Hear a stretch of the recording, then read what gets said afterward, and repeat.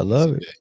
Welcome back to Man Down Sports, man. As you can see from the thumbnail, we want to recap pretty much what's been going on with the playoffs, and we want to start with the Lakers. We want to start with JJ Redick, LeBron, Luka, all of those things, man. A lot of good sound bites that go by. We couldn't get all of them, but we got some that we go kind of deal with, because I think it was noteworthy to mention some of this stuff. Definitely. And kind of flesh it out, man. It's been a pretty wild last couple of days in the basketball world. Got some teams that advanced. We got some round twos that's already decided. Game winner yesterday with the Knicks. I mean, it's a lot to talk about. But I want to start with this first, and then we get into a whole bunch of other stuff, if you can see from the rundown, man. But man, it's good to have the boys in here, man. We got 4 squares today. What's up? And we got daggone moderators all in the house. Taco Mouse, Greg Anderson, Sideline, Know Your Boy Sports and News. I see y'all, and Rick Rude up in. That's my cousin up in here. Yeah, we got moderators all up in here. Simply Hot Takes in here. Know Your Boy Sports. Cliff Hill, one of the members up in here, man. Shout out to Cliff Hill. Shout out to Simply Hot Takes, man. Make sure y'all hitting that like button on the way in. Hit that doorbell, baby. Hit the like button on your way in. If you're a member, man, comment, man, so I can see y'all up in here. Salute to Know Your Boy Sports and News. But yeah, definitely appreciate y'all members, man. Simply Hot Takes and Cliff Hill in the house, man. I appreciate y'all, man. And then hit the share button, hit the like button, comment, hit the share button.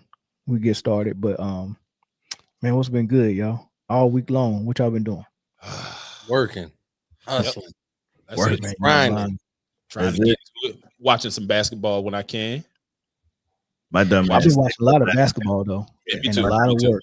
Watched that late game last night. I was hurting. Oh, it was beautiful. It was poetry in motion. Was it? It was something. It was good enough. What's up, Siobhan?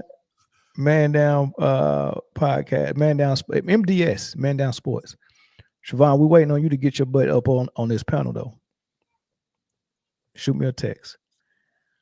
Man, but yeah. Man, these games been legit, man. Playoffs has been fascinating. So the right line, shout out, man, becoming a member. Thank you, Rick Dog. Lion, appreciate you. Welcome. Yeah. How about them Lakers, man? How about them? Lakers. Lakers in 5, man. Hey, well, I told y'all somebody said, what did he say? He said, Luka's waistline, LeBron's hairline, Austin Reed's stat line, T Wolves in 5. T Wolves in 5. That's crazy. The crazy part was Anthony Edwards walking around the arena. Oh man, it's definitely in Atlanta. How long we been on the show? He's from Atlanta. Yeah, he's through. He's a grade A troll. And I can't understand why KD and LeBron don't see his tactic. It's obvious for me. Like all of that glazing he did on KD, that was probably, I mean, it's some truth to it, but he's using it because this is how I hunt. You get what I'm saying? I'm gonna let you know I'm coming to hunt you, but I'm gonna glaze you so much. What you thinking is out? I mean, you thinking is almost sweet, but it's really, I'm really coming to chop your freaking head off, man. He buttered him up just so he can slice him. That's it. I'm like, man, how y'all don't see that, man? He glazing KD way too much. I was like, man, I know people like that.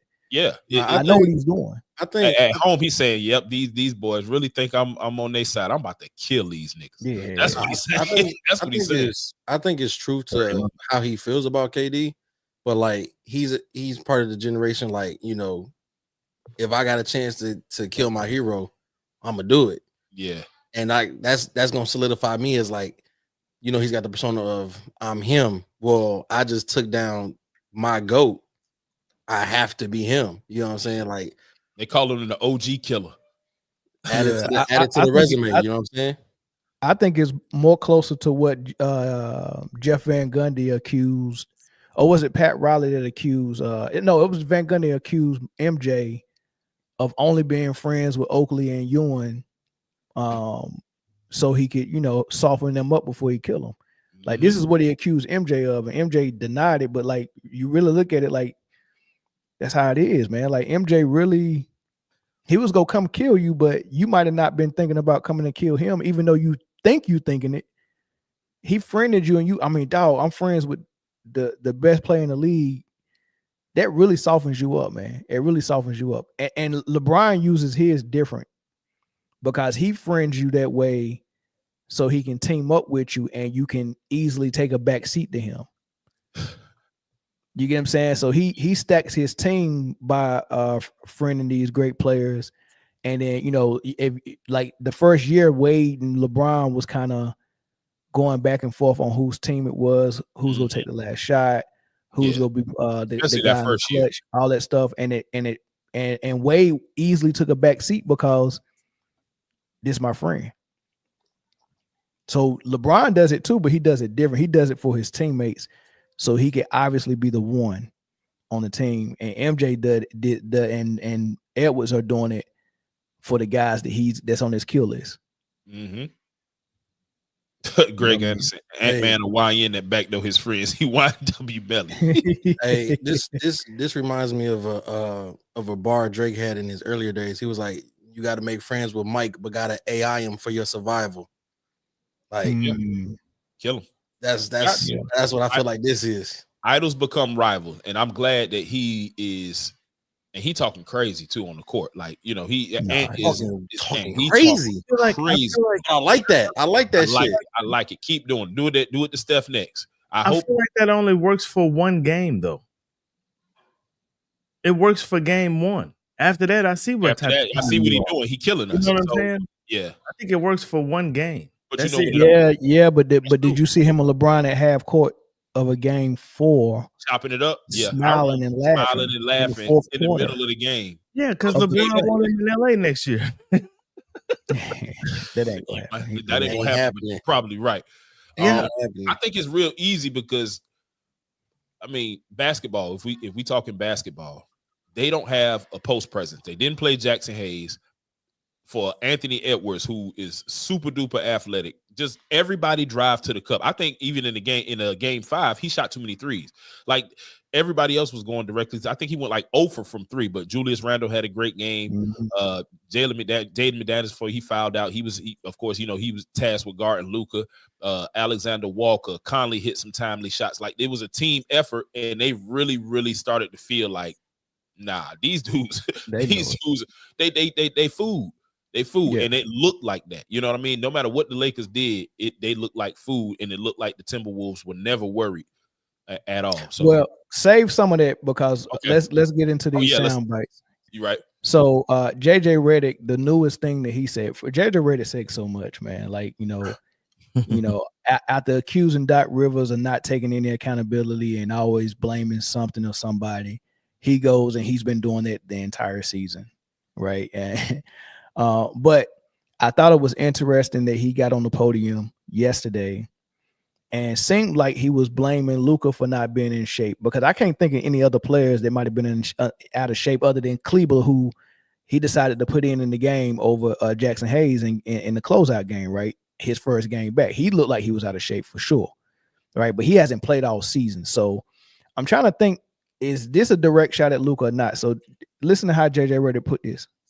I'll start with the offseason and the work that's required in an offseason to be in championship shape. And, you know, we have a ways to go as a roster. And certainly there are individuals that were in phenomenal shape. There's certainly other ones that could have been in better shape. That's where my mind goes immediately is you know, we have to get in championship shape. Who's he talking about that's not in shape, not in championship shape? I mean, he said there was some guys that was in phenomenal shape. You know, that was his king he was talking about, right? Who was the guys that were not in shape? I'm trying to figure that out and why he felt like he needed to say it, because this is it's funny he keeps criticizing Doc Rivers, but this is exactly what Doc Rivers said about Ben Simmons. Not exactly, but similar. When they asked him, can you be a championship team with Ben Simmons as your point guard? He said, I don't know. Right. So the type of critique after getting put out of the playoffs Doc Rivers lost Ben Simmons for, JJ Redick just did it to Luka, even though he didn't use his name. Do y'all think he's talking about Luka? And then is it any truth to what he's saying? Well, here's the thing. Shout out my dog. Shout out to Jay. So check it out. My only comment to him would be, you knew he was out of shape when you traded for him. True. So what you surprised? Like, this is what you getting. Us in Dallas here already know it. We know what you're getting. I don't think anybody, people are mad about the trade, of course, but I think people are mad more about what they didn't receive, right? In losing Luka and Luka actually leaving. Because if the trade would have worked out with Minnesota and they would have got Anthony Edwards, right, then nobody would have been saying anything here in Dallas. Nothing, right? But you getting a player that doesn't like to stay in basketball shape. He likes to eat. He likes to drink beer. He likes to lay up and fart on the couch with his boys. That's what he likes to do. So it is what it is, man. Yeah. So this is the only thing I say about it. He not lying, right? Now, like you said, y'all knew what y'all was getting when he got it. I guess he thought it was gonna be different because he's JJ Redick, and we can just make it work without no defense. You knew you weren't getting no defense. You knew you was getting a superstar that wasn't gonna be in shape, wasn't gonna last all the way to the all the way to the postseason, all that good stuff. But I hate that he's doing this and putting all the blame on Luka and not giving LeBron any of it. And we're gonna talk about that a little bit later, how we go slice the pie of blame. But that's all I wanted to say about it. I hate that he's doing this only, but like, you're only holding Luka accountable because you're trying to shield LeBron, and that pisses me off.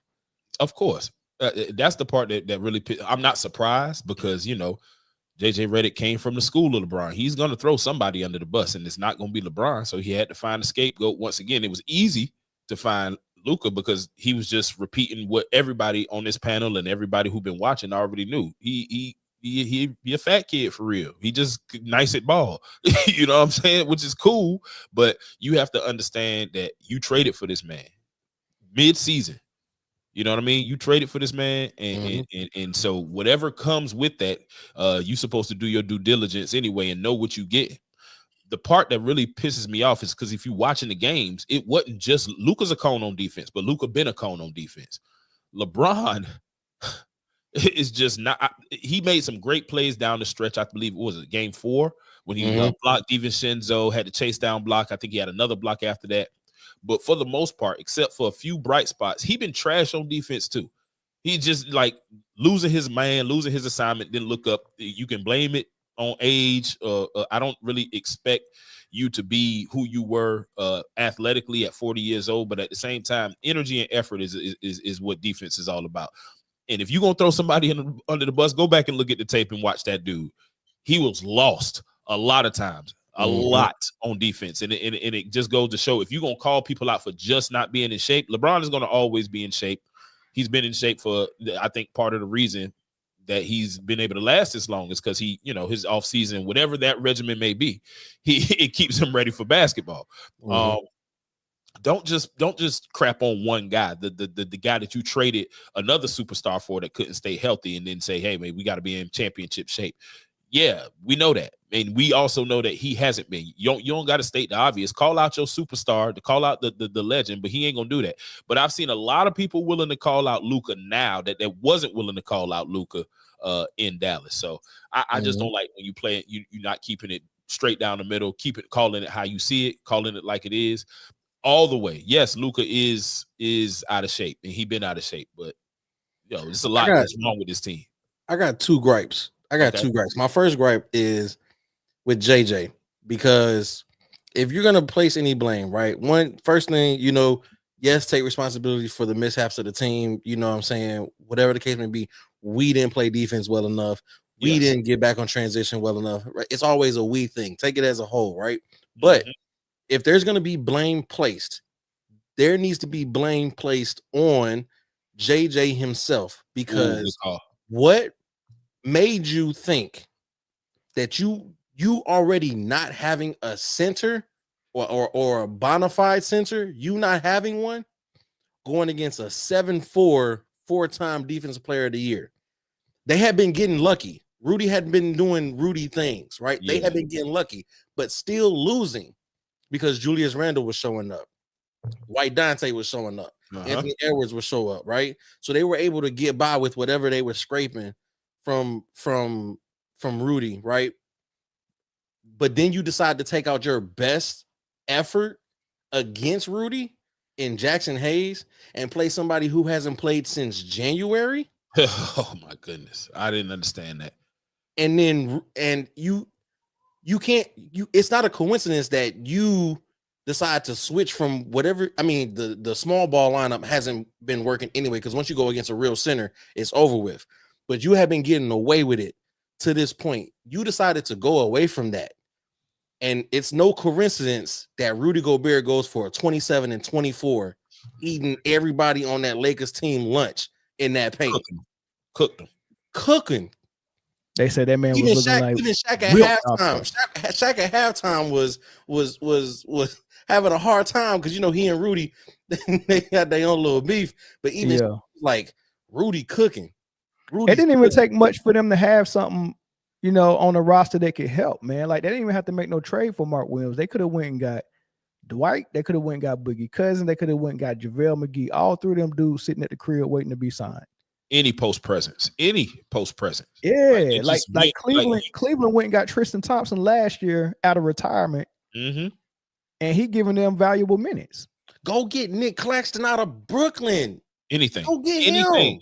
Why? No, it ain't got to be a trade. Is it arrogance, y'all? Do you think JJ is just that arrogant where he said, I am not going to have any type of post presence and we're going to be able to win this series? Well, it's not arrogance, it's ignorance, right? Because remember, I did a show on his first press conference after he got the job, and he talked about, and I wish I could have had this sound, but he said, we're going to shoot a lot of threes. I want to get up at least 40 threes a game, close to 50. And he said, I'm an analytical guy. I'm going to use math to win. He said, I'm going to use math. I can't even make this up. He said, I'm going to use math. And with the analytics and the math that he's using, everybody talks the same. They want to get the threes up. And Steve Kerr is playing small ball, and it somewhat works for him. So everybody would like that small ball. He want 4 men. He want 5 men out, and he want 3-point shooters, and he want to get as many threes as up as possible. And they don't think about the defensive end. Even when they was asking him about, why didn't you play Jackson Hayes? What about a center? He said, well, we still had to score. He was thinking if I bring Jackson Hayes in, we getting less points. But you're getting more stops, idiot. It's just and here's my thing about Warriors basketball. One, that's been their style of basketball through 4 championships, right? That's proven with them. They've got but even still, right? One, you don't have a defender on your team with the tenacity of Draymond Green. 2, the Warriors still have a center on the roster in Kevon Looney that they put in the game, and Jackson, Davis Jackson. Yeah, they have centers that they still use and put in the game. The Lakers don't have none of that. The greatest 3-point threat in the league. And then they got Buddy Hield, who is just right under Steph. Yeah, as far as three. Solidified. Jimmy Butler, the foul merchant, he's getting to the line. He's gonna get to the line, and he's gonna score. And then a cast of role players and defensive guys on the second.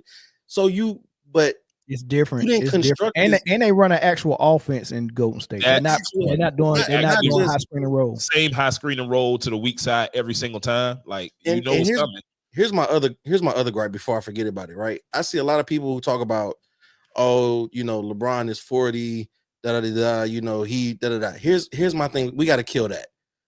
Because on one side, he's either, he's playing at a high level for his age, or, he's 40, when he win, you can't glorify him being great at 40. When he lose, you can't say, what you expect, he's 40. Yeah, you gotta call it down the middle and call it what it is. Either he took a step back because of his age and he's playing like a 40-year-old, or he's playing at an exceptional level for a 40-year-old. which means that sometimes he might win because he still has that tenacity to kind of, do like he did in some of these games against the Timberwolves, have a great spurt in the fourth quarter, right?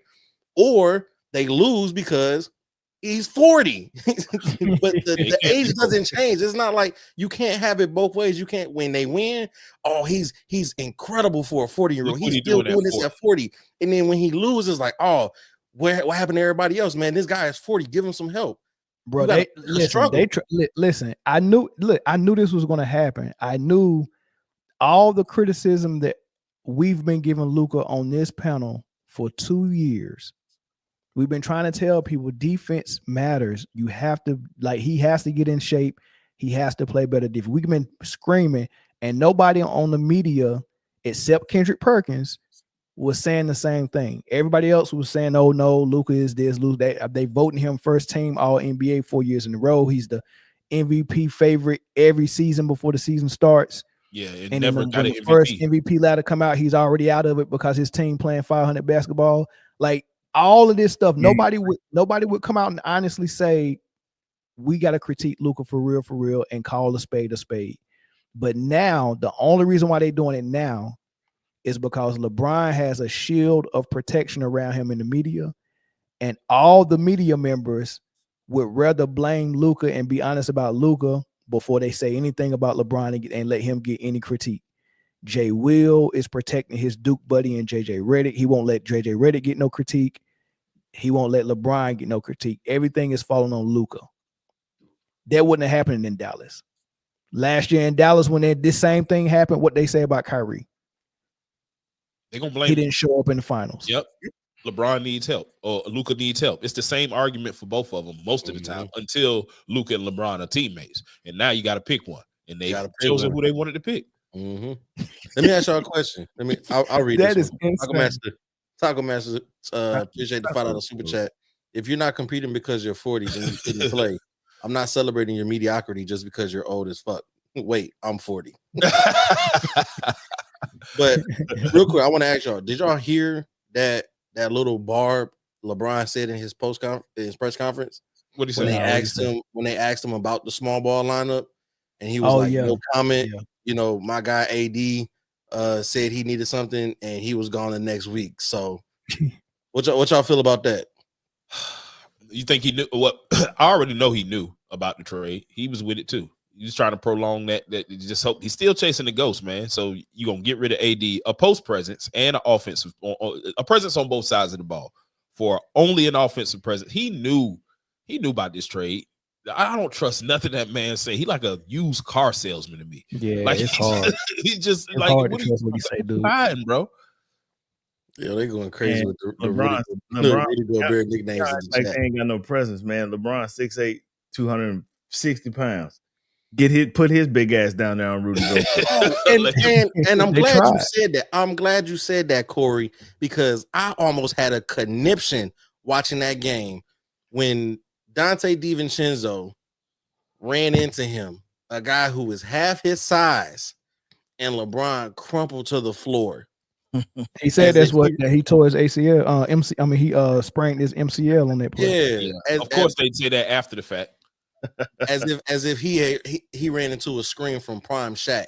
He just I'm watching the game. I'm 15. I'm watching the game. I'm like, dog, this Dante is who the hell is Melvin Walls?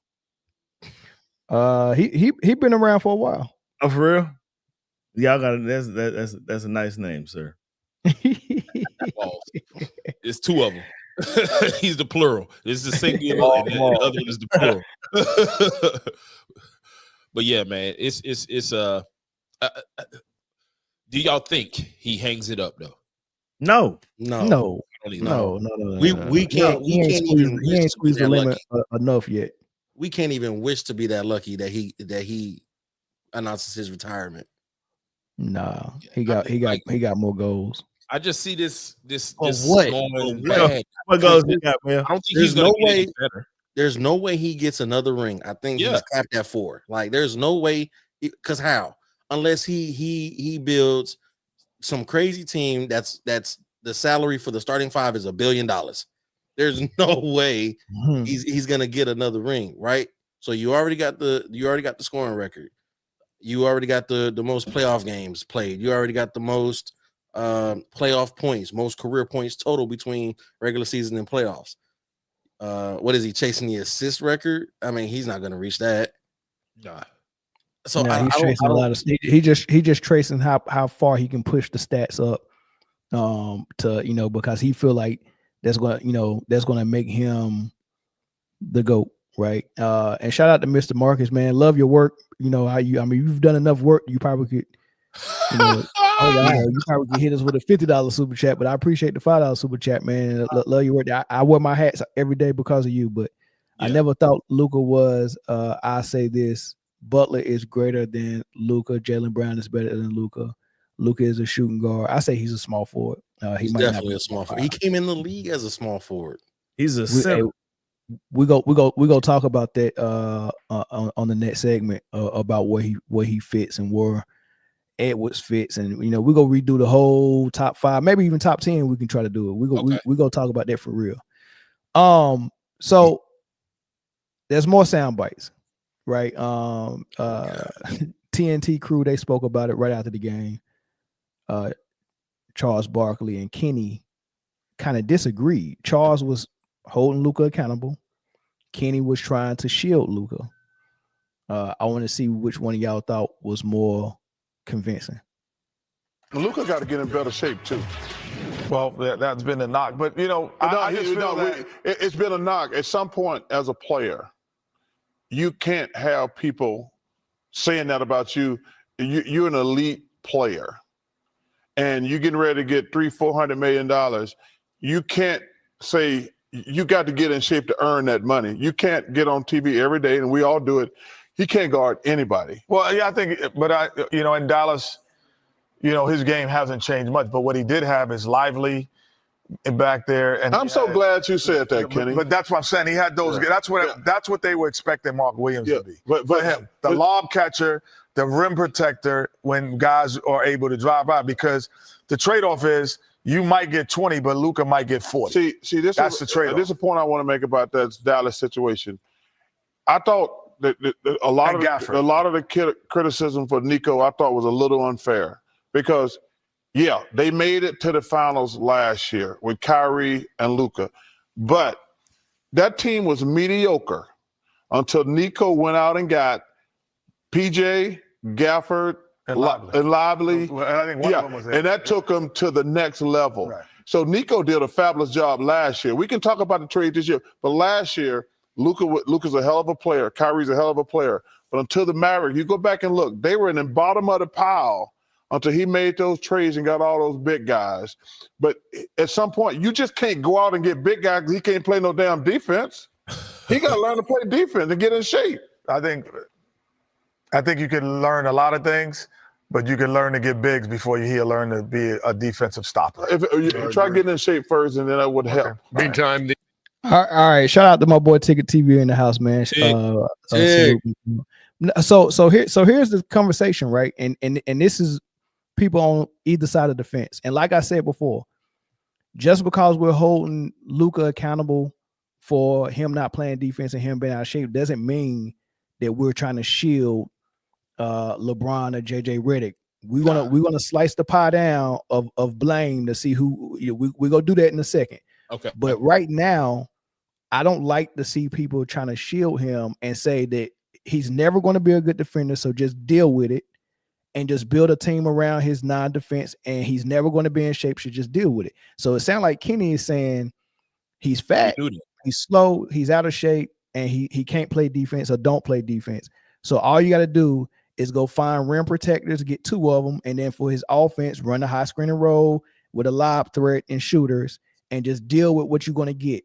But then you're going to have guys like Edwards, McDaniels, Randall guarding him physically in the playoffs and embarrassing him, or Jaylen Brown, Tatum, White, Holiday, all of them dudes. Like, as long as you got defenders and physical play in the playoffs, he's not going to, like, you can't build around that and just say, okay, he can't play D and he go get dogged like that and just be okay with it. That's what Kenny's saying. Which way do y'all lean? Oh, this is easy. Chuck, as rare as I say that, Chuck was right. Like he got a guard, and I'm not. Who else are we going to give the benefit of the doubt for? I mean, Trae Young is 6 foot, maybe 180 pounds soaking wet, and he gets killed for being bad on defense. But the 6'8", 200 and I'll let you guess that number, but him, you know, he gets a pass. No, man, like nobody gets a pass if it's costing you games. And as good as he is on the offensive side of the ball, like Kenny can't do that. Kenny is on the championship roster. He understands what that means. Like, so what that we know that's part of the reason. We know Luka's out of shape. And guess what? As long as he's that, and as long as he's a cone on defense, he's not going to win anything. Simple as that. 100% on offense and 0% on defense does not make you 100% of a player. I don't even think he's 100% on offense. He's 100% when he got the ball. He's almost 0% when he don't have the ball. So you get two LeBron-like players on the same team with one basketball. I just in long term I don't see how that works. Thank you, Zoe. Because when the trade happened, and you got two of the same, they just a different color. They the same person. Cones on defense. Require the ball in their hand 20 of the 24 seconds of the shot clock. So now you got both of them on the floor at the same time. It might as well just be 2-on-5. Nobody else is getting the ball unless they need a bailout, which means nobody's in rhythm to shoot. The paint, there's nobody in the paint for easy cleanup or for easy dish down low, because the paint needs to be clear for Luka to dribble, tween, drive, step back, or LeBron, or LeBron to dribble, hang dribble, drive, bull rush. There's nothing to do. There's nothing anybody can do. So it's just like you went and got a clone, a younger version of LeBron. And what did you expect? Like, for me, them having the success they did at the regular season, at the end of the regular season, getting the 3rd seed was a shocker, because I was like, there's no way this works. They're gonna crash and burn. It was delayed. It was a delayed fuse. They crashed and burned in the first round. This is what I was expected to see at the end of the regular season. It just happened in the first round, which is they crashed and burned when the league stopped protecting them, because that run they went on to get the 3 seed. I'm like, man, how they got the best defense in the league over the last 10 games. You remember that game they played against Denver and they mauled Jokic. I mean, it was great defense on Jokic. It was beautiful defense on Denver and Jokic, and I was like, wow, they can play defense. I mean, but it's just about, you know what? It is what it is, man. The NBA stopped protecting them in the playoffs, and we got what we got. I don't know why that protection went away, but it did. But this comment on screen, though, I want to hear from the Dallas native. He said the Mavs was 1 or 2 shooters away last year, and they went and got Clay. Luka goes back to the chip with them. No. They all got hurt.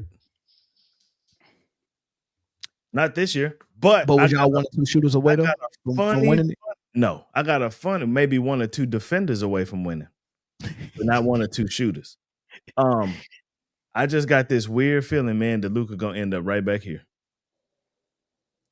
Oh, you know that'll make the entire NBA mad. I just got if he don't sign with the Lakers, which he got to, because there's no way he's gonna opt out and walk and go sign with Dallas. There's absolutely no way. If he did, his stipulation would probably be, "I come back if y'all fire Nico." JJ Redick just hurt his feelings. He hurt right now. I was about to say that because his feelings are hurt. But there's got to be a rule against that, though. I don't think you can do this. It's got to be a rule against it. Look it up. I think he can re-sign with anybody but Dallas. If he's an unrestricted free agent, which I think he is at the end of this season, I believe so. He can sign with anybody. No, I don't think. Look it up. I don't think a player that got traded. Is there any teams that he can't sign with the next season? No, he cannot sign with the Lakers. I mean, with the Mavericks. What did it say? What's the rule? It said no, Luka cannot sign with the Dallas Mavericks again after being traded to the Los Angeles Lakers. It was a multi-team deal, and he is now a player for the Lakers. The trade occurred in February of 2025, so he cannot re-sign with the Mavericks until February of 2025. Correct. Yeah. So It's past February 2025. Oh, I mean 2026. Sorry, 26. 26. Yeah. So they made that rules to avoid Stuff teams like trading players to other teams and just to get them back the next summer in free agency. Well, whatever they traded for. Correct. Because you know how many teams would be doing that. Hey, look, man, we about to send you over here for the rest of the season, but we signing you back. Just come on back. You know that's stealing players from another franchise and then getting your players back. That's jacked up. You know what I mean? So, Corey, what I'm seeing is it's saying that a player who is traded and then waived cannot re-sign with the same team that traded him for 1 year or until the contract ends. Well, but it's saying if he becomes a free agent and chooses to re-sign with that team, he can. I'm also reading. I'm reading exactly what you said too, and it would be that the Mavericks could actually sign him for a lower rate than really sign the Mavericks. Yeah. So he can sign if he gets traded to a team, like so Dallas traded him to LA, but if LA waived him or bought out his contract, then he'd have to wait that year to sign back with Dallas. But because he played out the rest of the season or whatever, they didn't waive him or didn't cut him or anything like that. Right. I just go sign right back with Dallas this summer. Watch. I don't see it happening because. So is that praying oil on your forehead?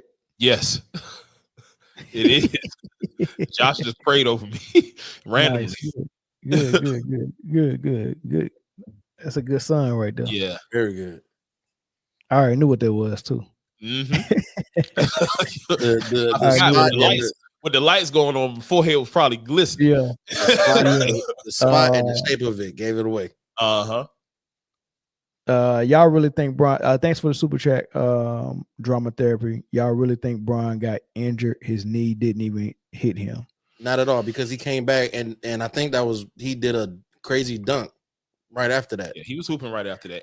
I saw a video today of him, and you know how Brian is. He gonna sauce it up. That man walking like like man. It was a 3-1 closeout game. Who cares if he got hurt in game 5? Exactly, it doesn't matter. But they're gonna have an excuse. This is reminiscent. If he was hurt, this is reminiscent of the time he said he broke his hand on the backboard. Y'all remember that? Yeah. And that was a closeout game. Yeah, man. Might said 2 plays later is when he did that dunk. Yep. That's funny, man. He didn't go back to the locker room. Solo Serenity. I do not want Dallas to get KD. He's 36. Don't want that mean? You get him for 2 more years, and that's it. Even though that's 2 years of a bucket. Whatever. It might be 2 years. Might be 2 years. It might be 2 years lasting longer than Luka. I'm gonna tell you this. There's only 2 places he's going. It's either Minnesota or Houston. Hold on. Let me see. For what though? Like, I mean, yeah, he's going somewhere. I tell you where he won't be. That's think about that Houston lineup though, right? Oh, it's perfect. Fred VanVleet, yeah, Jalen Green, Kevin Durant, Dylan Brooks, and Sengun. So who would be traded to Phoenix if it's not Jalen Green? I think Jalen Green would be part of the trade. You can't trade him. That's your cornerstone. Why? No, it's not. You don't think Jalen Green is the Rockets' cornerstone? The dude that got benched in the 4th quarter? No. You wouldn't trade the dude who had single digits in 3 games in this series? No. That would be the reason why I said before the series started, if Jalen Green doesn't show up in this playoffs, he would be the person that would make them pull that trigger on KD. And you know what? Around even minus Jalen Green, you still got. No, you know what? You still got Sir Thompson and Dylan Brooks. Yeah, the Thompson twin at the 2. He gave Steph hell. And imagine Sengun instead of that they will probably trade Jalen Green and probably that young Smith number 10. Was his name Smith? Jabari Smith. So Green and Smith, but Phoenix said they really want their draft picks back. But if you do that, then you're gonna put Devin Booker in a situation where he'll have Bill. Right. So maybe they don't want Green. Maybe they just want Jabari Smith and draft picks. they'll get. They got some young guys on the bench too, like Cam Whitmore. I think he's 1 year, athletic dude, just can't break that rotation because for whatever reason. But they'll get. I mean, they'll get some of those picks back, and they'll probably get 2 young players. Yeah, they got Reed Shepherd too. Oh yeah, Reed Shepherd. Maybe Whitmore. Yeah, Reed Shepherd, Whitmore. Do you think that they keep Van Vliet? Or they of course. They're not gonna want him. Yeah, they're not gonna want him. Yeah, they're not gonna want that bad. They want those young guys and some draft picks. So I say this as well. Or I just asked because Rob Parker, and I didn't get his soundbite, but he pretty much, you know how he talks about LeBron. He said it's time for him to retire. So you got Barkley calling out Luka for his defense and him being out of shape. You got JJ Redick calling out Luka for being out of shape. But then you got Rob Parker calling LeBron out for being old and not getting out the way and needing to retire, right? And then you got Kendrick Perkins that's calling out JJ Redick for his piece of it. So everybody's playing the blame game, but it can't just be one person. All these people that are blaming, they're blaming one person. So if this was a pie, how would you slice it between Luka, LeBron, and JJ Redick?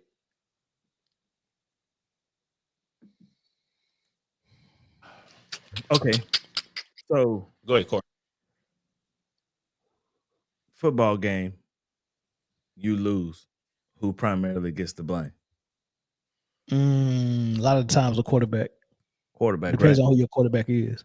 Who's the quarterback for the Lakers? It's an interesting question in itself. Nobody knows. Probably, would JJ be the quarterback or would Bron? I think it's one of them too. Bron, yeah, and the head coach. Luka's the wide receiver. He the tight end. There you go.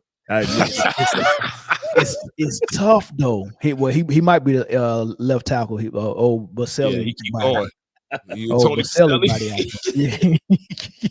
Oh, Jonathan Ogman body out there, man. One Ogman 6'8", 370. Yeah, just wise all outside. Yeah, Luka 6'8", boy. He would be a O-line as soon as he get on that field. But they gave the keys to Luka and let him run the point and told LeBron to play off ball. So it looks like they was putting all that faith in JJ Redick in a way that they didn't do for Darvin Ham or Frank Vogel, right? They're putting all their faith in JJ Redick. He's the guru. He's the next Pat Riley. He's this Red R, but he's the next great coach. So it seemed like JJ Redick had all the control. So you're saying there was a bad coaching staff? I ain't gonna say the coaching staff. Nate McMillan's a good coach. Scotty Brooks a good coach. So you got a bad the head coach. I mean, if I'm placing the blame on as a pie, okay, I'm giving 3/4 of it to JJ Redick. Damn, 3/4, right?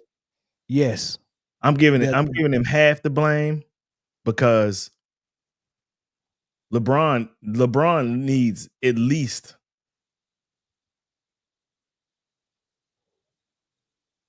7/8 of that other half because JJ doing everything he can for LeBron.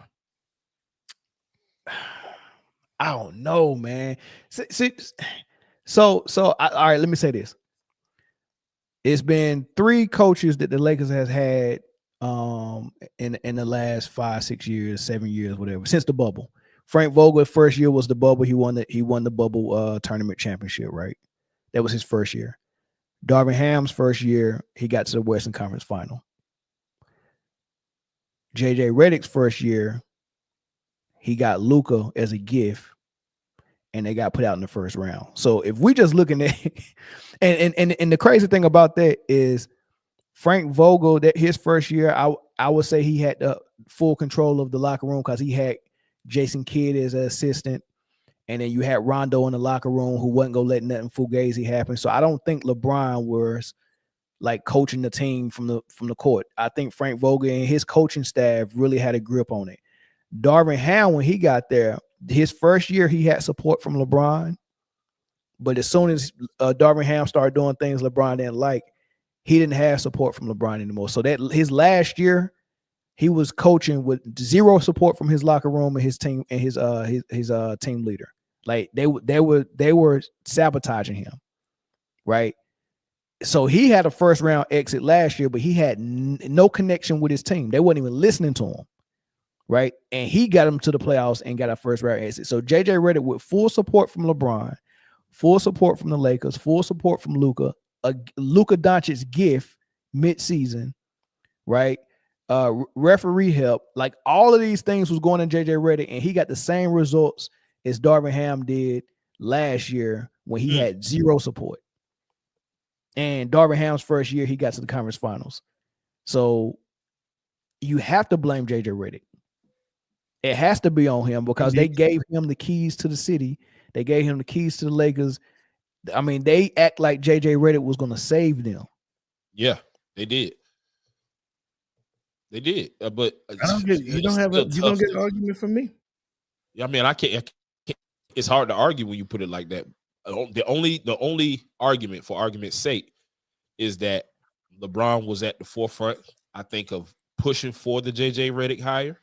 The whole mind game podcast is what they call it. Yeah. When he is when you at the forefront and this is the guy that you want to be in charge. And it was obvious from us. If you go back and look at our film when they had it, that we knew what this was from the beginning. If this is the guy you lobby for and he makes as many mistakes as he made just with handling the game, just with personnel, substitutions, like you got to get more blame, I think, than Luka. Luka was the built-in scapegoat, just like LeBron has every year. Like it's somebody who's gonna not do enough. It was Westbrook. They got him out of here. You know what I'm saying? Whoever is the fault, we're gonna pick a person. And we're going to say, all right, it ain't LeBron's fault because he doing all he can at 40 years old. He been in the league for 22 years. It's going to always be that. Hold on. That's an interesting take up there from Mr. XES something. Mr. X's? Yeah, scroll up. Keep going up where he says something about I want to address that one right there too. Me too. Did Jordan get blamed for the Wizards failing? Hold on, this one right here. No. That was it. Did Jordan get blamed for the Wizards failing? Oh, that's it. That's very interesting. Like, that's what kind of questions is that? What we're talking about now on this topic? How does Jordan come? First, all right. So, do I need to do this when somebody else can do it? I mean, go ahead. Okay, dude, so this is crazy to compare the Jordan Wizards. Well, first, let me answer the question. Yes, blame Michael Jordan for that. Nobody's afraid to put blame on Jordan or any other player. So if you're the team leader, it's your squad, and we're going to give you praise for your success, then we're going to go to you first to give you blame for your failure. Right now, the blame don't have to stop at the team leader, but it's definitely going to start there. Right. So one thing we're not going to do is skip and bypass the head coach and the team leader and start blaming the people under them. That makes no sense at all. Right. So if you're going to blame the role players, make sure you blame the coach and the best player first. Give them their share of the blame. And then you can get to the role players and talk about what they didn't do or what they did. Right. So that's first and foremost. So yes, blame Michael Jordan for the Wizards failing. But comparing the Wizards team with Michael Jordan at his age, right, coming back out of retirement after 3 or 4 years, when he was a GM in the front office or team president in the front office for the Wizards, who told everybody the reason why he's coming to play with the Wizards is to show that team how to play with pride. He didn't come down and say, I'm trying to get a ring. Yeah. He did not make a trade for the best power forward or the second best power forward or the third best power forward in Anthony Davis. He didn't make a trade for that and go and sign Westbrook and go and sign Carmelo, those type of players. No, he was drafting dudes and like he had Ty Lue, he had Kwame Brown, he had Rip Hamilton one year, Jerry Stackhouse one. Like he wasn't going to go get these superstars and then get a gift of Luka Doncic. You know, he wasn't getting that wasn't this type of team. He wasn't putting pressure on them. Hey man, go sign these great players, go trade for these great players so I can compete.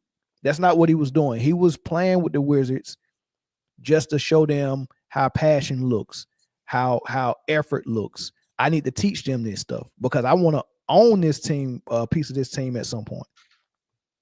He was being a GM front office guy so he can get into ownership, and the Wizards was the only team that he thought he was going to be able to get into ownership with.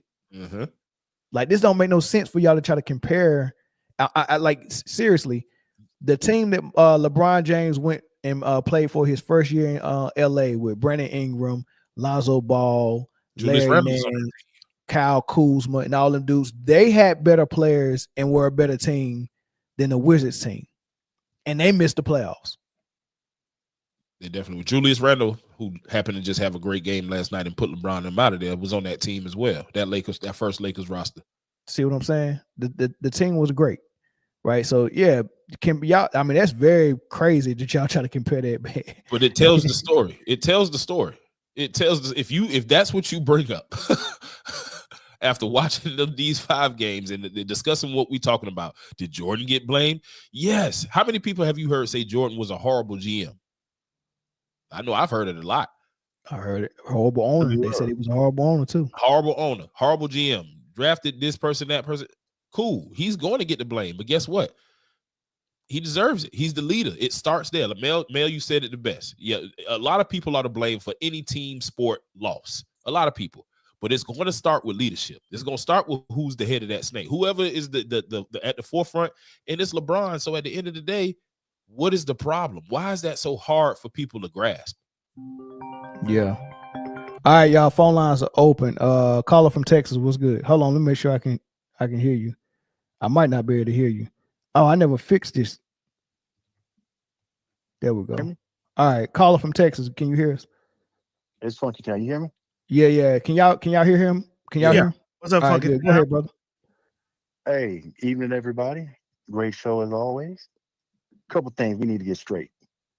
JJ and LaFlop, they get 90% of the blame combined, because anybody that's 8 years old who could flip plays and all this other stuff who gets put out by a walking scarecrow in Rudy Gobert with a team that shot 47 threes and missed how many? They missed 40 of them.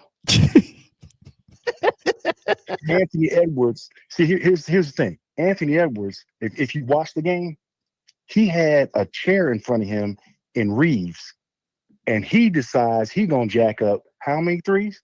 11. I think it was 11. And missed all of them. Missed every last one of them. He missed every last one of them. If you cannot beat a team at home, and those are the conditions, I don't want to hear. No, you're the team leader. I'll put it this way: if they had won, who would have got the credit? It would have been LeBron and JJ. Then I got a big old L, nice and hot. You need to go on and sit down and eat it, because that's all you.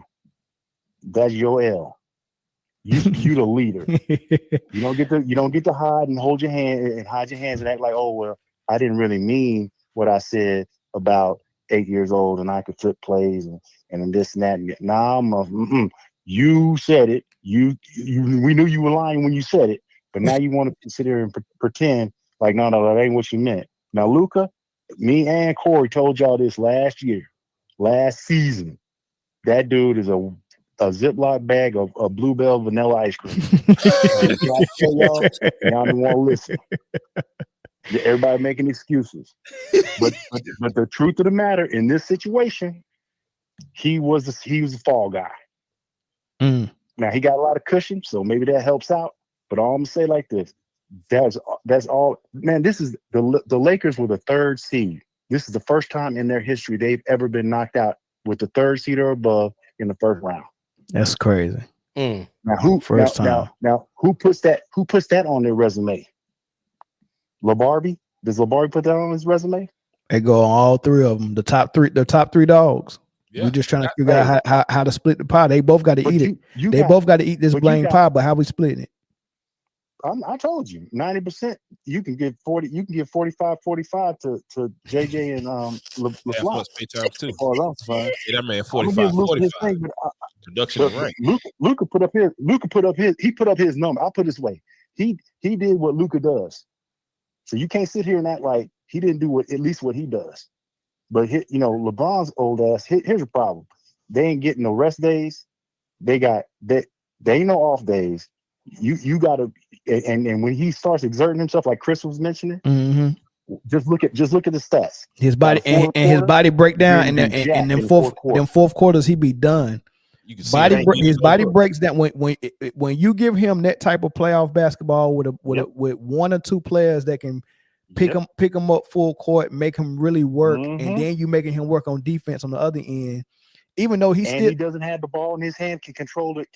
Man, when you do that by the fourth, they gotta have to blow you out, because by the fourth quarter, he's spent. He's done.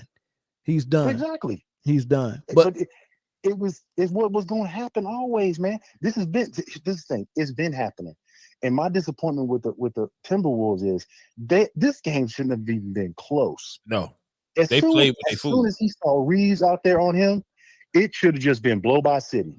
Yeah, they played. Well, they was zoning up though. They was playing zone, So I think he played it right. But yeah, I mean, I think it was too many threes. He fell in love with those threes. It is what it is, man. But I'm gonna let me get another call in here. Funky Town. Y'all have a good one. All right, thank you, brother. Funky Town. Sure. Later. Let's get another call in. Let's get somebody in here who think JJ don't deserve no blame, or somebody who think. Please, I see Mr. X's. Caller from Miami. What's good? What's happening? What's good with y'all? What's good, man? How we splitting this blame pie, man? Who gets what percentage of blame? Percentage. I'm gonna do it like this. I'm gonna give 5% to Luka, and I'm gonna get the rest, whatever that is. I wasn't really good in school. Whatever the split that between JJ and LeBron. Okay. All right. Why? Because Luka, we already know what it is with him, right? Yep. We already know he's gonna come out fat, out of shape, but he averages a damn near triple-double every game. That's what he do. That's why you got to build around the defense. With LeBron, I don't got nothing to say about that lame ass name, man. Come on. Now, JJ Redick, you was supposed to be the next Pat Riley. You was supposed to be the basketball savant. This genius, mindless game podcast, y'all got it shit. But I'm going to say this about JJ Redick, man. He's a white man, but we really want to call him the C word, right? I'm going to keep it PG on camera. But, off camera, I'm middle finger hanging out the bands like a Pac. I'm yelling that shit. Fuck JJ Redick. Fuck your shit, man. Oh, that was good. But on some real shit, like this is what the Lakers need to do: fire JJ, hire Mike Malone. Mike Malone and LeBron, they beefing. LeBron got no other choice. Leave. You can go wherever you want. Go follow AD, Kyrie. Do what you want to do. Build around. No, sir. Do not send him to Dallas. No, sir. No. Hey, sir. You don't want to pay state income tax? You go to Texas. I don't give a fuck. But get out the Lakers. You feel me? Oh, you head over there. But okay, if you don't want to go to Dallas, go to Go to Toronto. Go to Portland. Bring your son too with it. Bring Carlton Banks with you. We don't give a fuck about him either. Banks is crazy.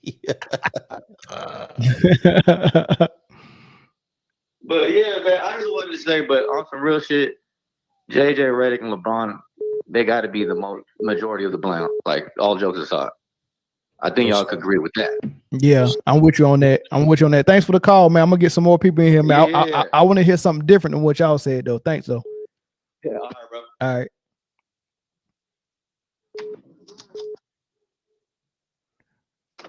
Caller, what's up?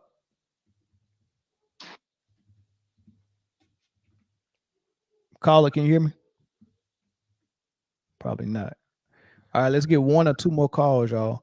Why they doing it? Okay, here's Nino. Nino, what's good, man? Who's supposed to get this blame? Oh, cut YouTube off in the background. Can you hear me? Yeah. Oh, you got an echo. Cut YouTube off in the background. It should be off now. All right, go ahead. I think y'all skipping somebody, man. Y'all skipping Rob Pelinka. Okay. Throw him in there. Okay.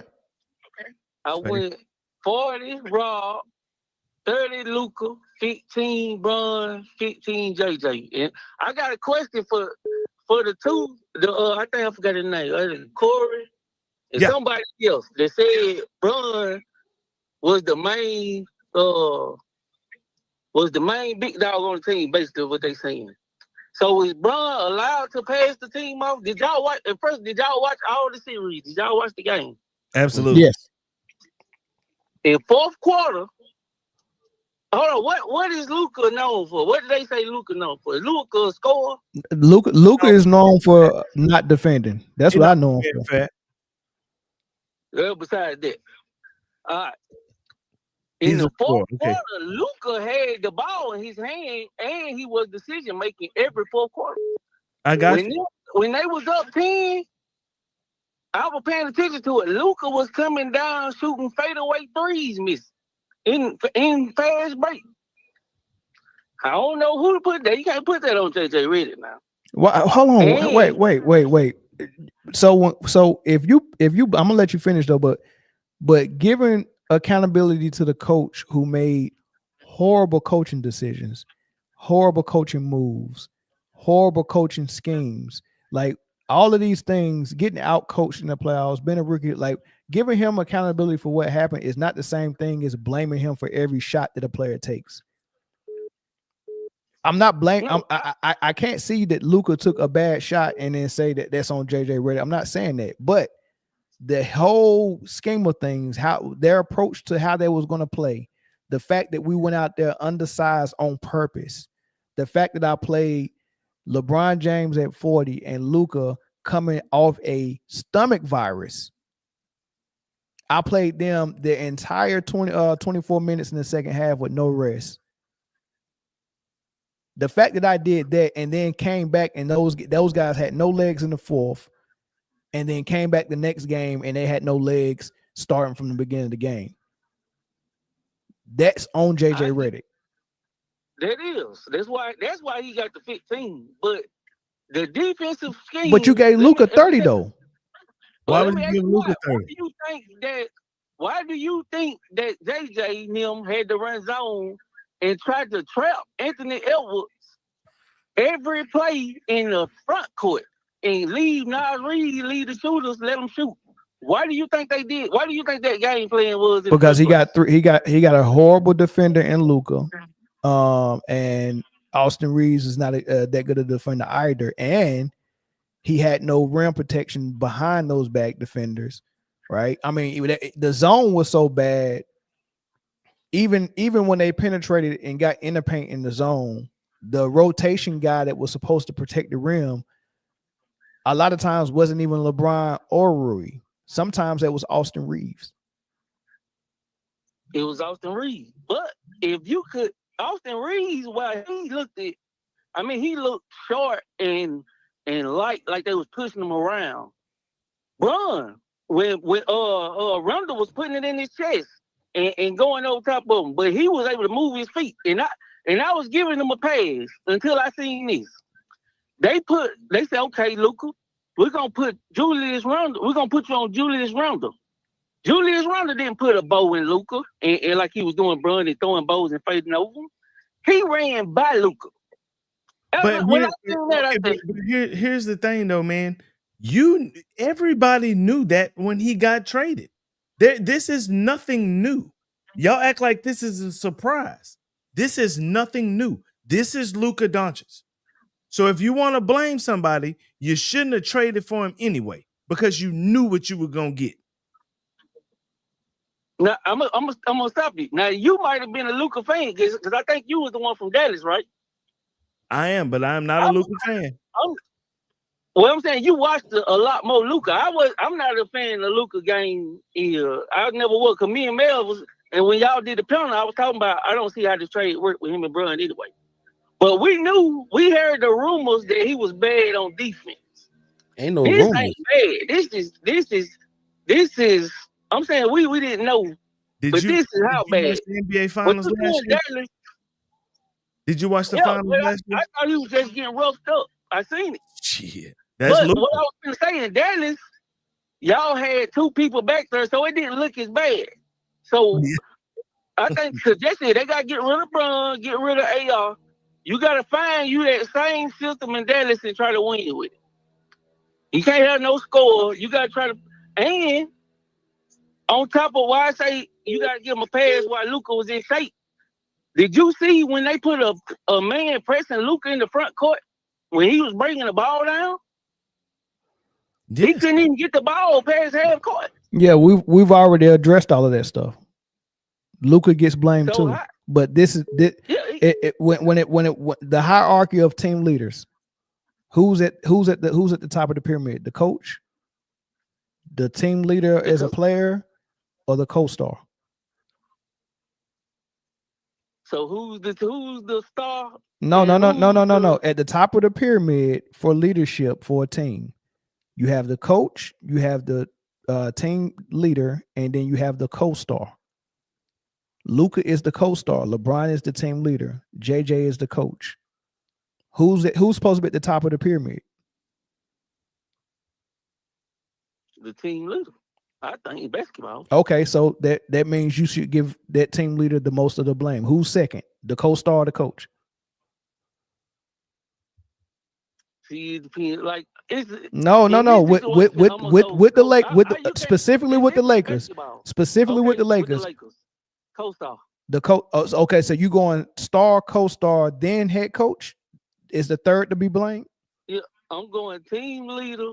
Okay, so that's LeBron. So your team leader is LeBron. So that's the one who should be eating most of this pie. According to you. According to me, it's JJ. It's JJ because he made most of the mistakes. It's JJ. Then it's either LeBron or Luka, however you want to do that. JJ is at the top of that food chain that's going to eat most of this blame pie, in my opinion. But I can't put most of it on Luka. You know, his defense is that bad. But I mean, if your defense is that bad and I'm the head coach, I'm not going to play you the entire game because I think offense is better than defense. I'm going to play Vanderbilt some. Did you see how good when they sat Luka down last game, how good they looked with Vanderbilt on the floor? They look way better. And they came back, man. That's fair. And they came back. Okay, but this is JJ Redick. But JJ Redick keep putting Luka back in there. He want Luka out there. I think he got. I mean, I ain't gonna say his name, but I don't know how the politics and the business work. I understand what you. If this was college and high school, I would understand completely. I don't think he allowed to leave Luka on the bench, which he might be. I don't know. I can't say, but I would say you're right in that instance. I agree with you. All right, man. When Luka when they sit him on the bench, man, they got out of that zone defense. Did you see that? And they came back within like 1 or 2. When he got back in the fourth quarter, they went back to the zone and he shot out shots. All right, man.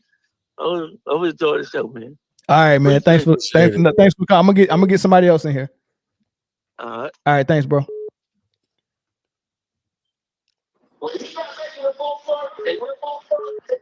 Caller from Georgia, man. Make sure your background noise is at a minimum. What's your thoughts? Who gets most of the blame? Man, in my opinion, guy who gets the most of the blame, it has to be JJ Redick, man. Like, this is a guy who went on ESPN saying Doc Rivers, Darvin Ham, whatever coach you can think of, bro, this man had everything to say. I'm not even going to get on how he talk about past players, but I'm going to just keep it on the game. He thought it was easier to go on a podcast drinking wine. And let me say this thing about this mind the game stuff, right? This is pretty much a TV show to let you vent to LeBron, where LeBron gets to vent to you about his shortcomings, dog. So as long as you let LeBron vent, bro, you're getting a job in the NBA. We about to see Steve Nash get a job next, bro. He already got a job. Where's Steve Nash too? Yeah, not a coaching job. He's doing like I gotta look it up, but he already got a job. They announced it a couple of days ago. But Google it. But keep going. Keep speaking. Keep speaking.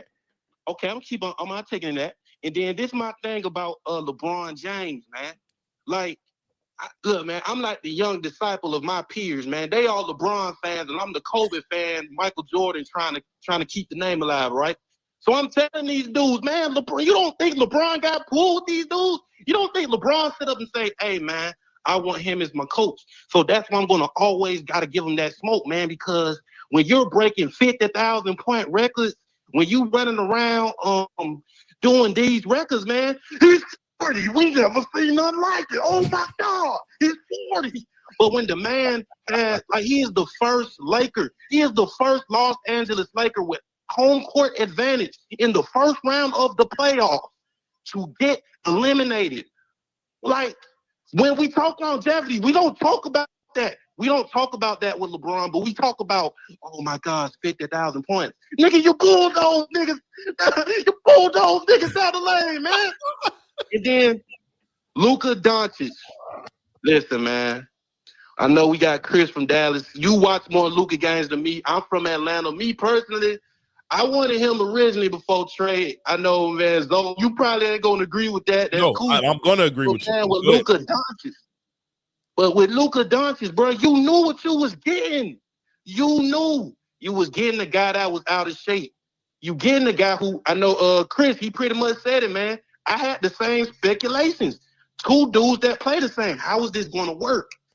And then as time goes, it's like, when are we going to figure out whose team it is? Because first you'll say it's Luka's team, but then we get here and look, man, LeBron James, 38 points, game 3, the damn near triple-double, game 4, that's cool. But when we get to that fourth quarter, nigga, where you at? Yeah, he was quiet. Hey, man. And then we also got to get on, man, Gina Bless, Rob Pelinka.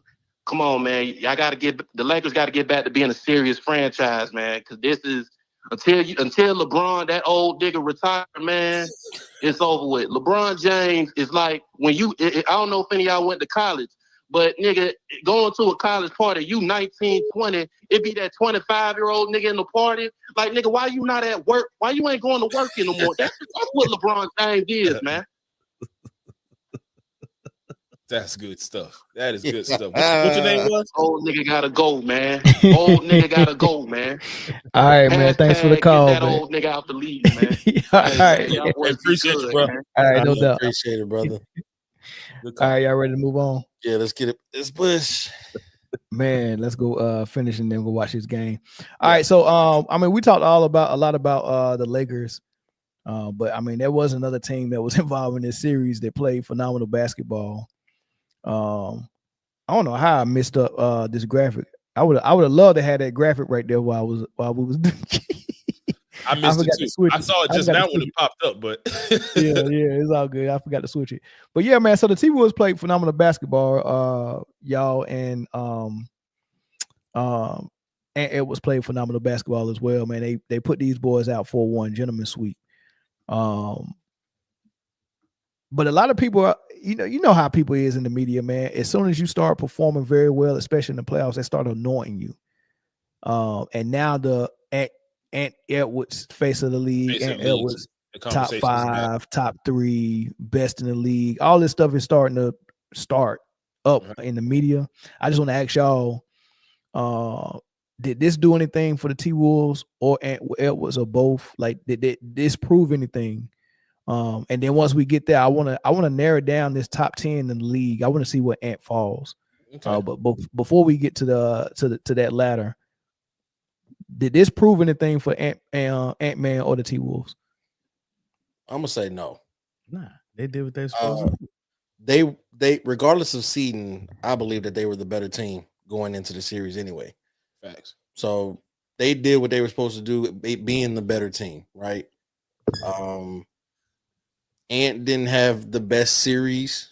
He had some moments. He had a couple of games, but he wasn't outstandingly spectacular throughout the whole series. So that just goes to show just how better of a team they were, that when your star is not doing star things for 5 games, the team still pulled off a 5-game gentleman's sweep, right? So that just goes to show how better they were. So I don't think it proved anything. Is anybody who had the Lakers winning the series were just homers and fans, and but anybody who knows basketball, knowledgeable in basketball, could tell you that from top to bottom, that roster, that team was better than the Lakers. But I thought the Lakers was going to get a lot of help, though. I thought so too. I didn't know that help wasn't going to matter. I thought so too. I thought they was going to get I thought it was just going to be too great to not help them get to at least to where they face the Warriors in whatever game or series that was. But it really didn't prove nothing as far as, listen, I'm a Georgia boy. I love Ant. I love his game. I did see some growth. That's the only thing that it showed me, is that he does have the potential to learn how to play the game a little bit different. He didn't show it much in game 5, chucking all those threes, and they clearly wasn't going down. But some of those were going before. How he handled some of the double teams, I saw some progression in that. Hopefully he continues to grow in that area. But no, I mean, we knew Ant was a freak athlete. He had all the confidence in the world. He's not scared to shy away from the moment, and he gonna talk cash shit while he doing it. So this is all we knew. But the team itself, they were, like Chris said, they were the better team. They were the better team. Ant taking ill-advised threes. At one point, it was just like, I hope he doesn't take a 3, and that's exactly what he did. Like, if you are able to beat a team where you're clearly your best player is not being the best player, and you have enough to supplement. Rudy's not going to have to do that every game, but the game that he had to do it in, he did. He did. It was ever time to be a center. If it was ever a time to be a dominant force in the league, at the 5 spot, Rudy did it last night, and it was easy to do because they didn't have another center guarding him. Like he could have probably been this way. Well, maybe not this, because he was otherworldly last night, but he probably could have at least been more serviceable in this series, but he didn't have to. Whoever they play next, I mean, of course, Ant's going to have to play better, but yeah, this team was better than the Lakers on paper, at each position, individually and collectively. They were just the better team. And if the Lakers did not get the help that they got in previous years, then, if we just talking basketball, I had the T-Wolves winning anyway. But I didn't expect it because I didn't think they was going to let them get there. I tell you what, though, Julius Randle and Rudy Gobert being able to switch. Man, they didn't have to double. They didn't have to ice. They didn't have to everything. Every big man, everything. And when Rudy got on Luka, it was not a mismatch at all. Remember when it was? Not Rudy. Finally, he didn't look lost out there. Well, hold on. Before I get to Rudy, when Randall was on Luka, the tenacity, he wasn't backing off of him. He was always on physical defense and was staying with him. So he was giving him physicality and was able to stay with him. Facts. I thought that was huge because when he switched on him, and I don't think Cat could have done that. No, Cat couldn't have done that. Cat couldn't have also been. Cat couldn't have done that, and I also Randall on the offensive end when guarded by LeBron. LeBron normally he's gonna, he's bigger than most people, right? He didn't work out so well with Randall because Randall he played bully ball too, and so he was putting the pressure on all of those guys down low on both sides of the ball. Shout out Julius Randle, man. It's good to see, guys who were, that Lakers core with him, Lonzo, BI was supposed to be this, then they go to New Orleans, then he kind of floats around, gets to New York, has a little run, and to see him now, in the playoffs, not being a number 1 option, which I think was part of the problem, in New York when you ride Julius Randle pause. But yeah, it's good to see him be able to do that. Yeah, and then Rudy, when he switched on him, no help, just stay with him, and he did a phenomenal job too. I'm like, man, I think he even got a block on one of those, and a steal. He got steals, blocks. He got a lot. He got deflections. He got a lot of things. When Rudy was watching tape. Rudy was watching tape from last year. Because honestly, with Luka, it's the same thing. He's gonna screen into the mismatch, and he's gonna do the dribble, hang, slow cross, bring it back, and he be holding that ball like that. Iverson never did it that horrible. When he bring that ball in his right hand, that thing. Man, it's like he bringing my fish pat out to me at hey, the big boy statue. The big boy statue. Yeah, that boy be having it. Oh, Baphomet, when Baphomet, the Baphomet hand up as below, as above, as below. As above, so is below. So that boy be having that ball. I said, man, come on, man, y'all gotta chill with that, yo. It's so horrible, and you can't guard it because the ball is. He's right under the ball. Yeah. And he's doing his little thing where, oh my God, it's horrible, man. They let that go. They let it go too. I do want to say though, they need to stop calling fouls, particularly on Luka, because Luka does this a lot. And it's because he's fat, but he trips over his own feet a lot. He does.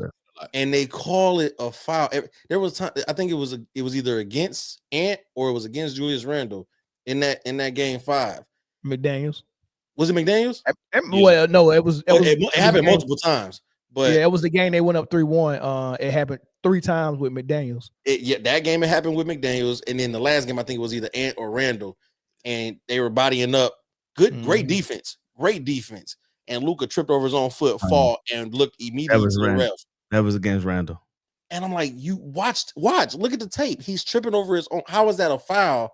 If I'm playing good defense and you trip over your own feet because of said defense, now that's a foul on me. That needs to be fixed. That means I'm causing you to stumble. Yeah. That should be a turnover. Oh, and they let AR get away with a travel. Yeah. Because you can't, when you hit the deck with the ball, you can't get back up. You can't get up. And he got up to a knee. He got up to a knee. Yeah. That's a travel. So even with all that help, still didn't get the job done. Timber was a 5. Yeah. Oh wait, no, that can't be right. This can't be right here. We only got 15 likes. That can't be right. I got 350 people in here. Come on, y'all get them likes up, man. Let me look at. That's no way we only got 15 likes. There's no way. Okay, mine's saying something different. Mine's saying 144. That's still too low though. We should at least be at 300 people in there. Hey y'all, let's get the likes up to 250, please. Facts. Sheesh. I see 158. 159. It don't even be hard. Just you know what I'm saying. Just as soon as you click on the video, just hit like. We know the content is amazing. You just want to get right into it, but press the doorbell when you come in the door. Yeah, it's only right. It's our house. Come on now, wipe your feet. But yeah, man. Somebody earlier said that they tried to help him win last night too. I know Jaden McDaniels fouled out again. Crazy. Yeah, that's crazy. Yeah, I think that they are reminiscent of the Lou Dort treatment last year. You know how that go. So that still pisses me off though. Man, that should have been. You're not alone. SGA got cheated out of the MVP last year, and then it was like, oh yeah, and by the way, we go cheat you out of a finals appearance as well. Yeah, you know what I mean. Which I'm afraid, man. If he get MVP this year, man, I'm afraid if Denver beats the Clippers and it's a face off of Luka, Jokic and SGA in the second round, they're gonna do it again. I'm afraid that the NBA might like the storyline of Jokic proving that he's the rightful owner of the MVP too much to call the game fair, man. And I feel like they go have OKC playing left-handed the whole series. There's a storyline on the other side. If they can pull it off. I'm picking the better team. I'm picking OKC, but we talking basketball. We gonna pick OKC. There's a storyline on the other side though. If the Clippers win, man, that's where SGA got drafted. Very true. Very true. Very true. You think and also go ahead, Mel. Also SGA, and I didn't even know this, man. SGA, they said SGA is the reason that KD left Golden State. Because he was the guy who reached in on Draymond and made him fall and turn the ball over in that Clippers game when him and KD got into it. Draymond Green got the rebound. KD asked for it. KD kept calling for it, and Draymond ran down for it. And Draymond went down coast to coast. That's when he called him the B word. Yeah, and when he got to the 3-point line and tried to make his move to get into the lane, SGA reached in and knocked the ball loose, and that's what made Draymond fall. I got to go look at it because I didn't know who it was. I remember the play. I gotta go look at it. I never looked at the Clipper players. I was looking at right KD and Draymond every time I watched it. I never looked at the Clipper players, and there was SGA out there. His rookie season. Huh. Boy, that's full circle moment. That's insane. Yo, that's too funny, man. Oh man, y'all hit that like button, man. Do that. We at 190, man. Come on, man. What's next for the T-Wolves, y'all? Like, what do we see them taking the next step next year? But they not through taking steps this year. That's true. Do you feel like they can win it all? I think they can be competitive. Fair. You know what I'm saying? I think they can be competitive. Okay. If I just seeing them matched up, I don't think they'll match up well against the Thunder, but most people won't. It was SGA. It was? It was SGA.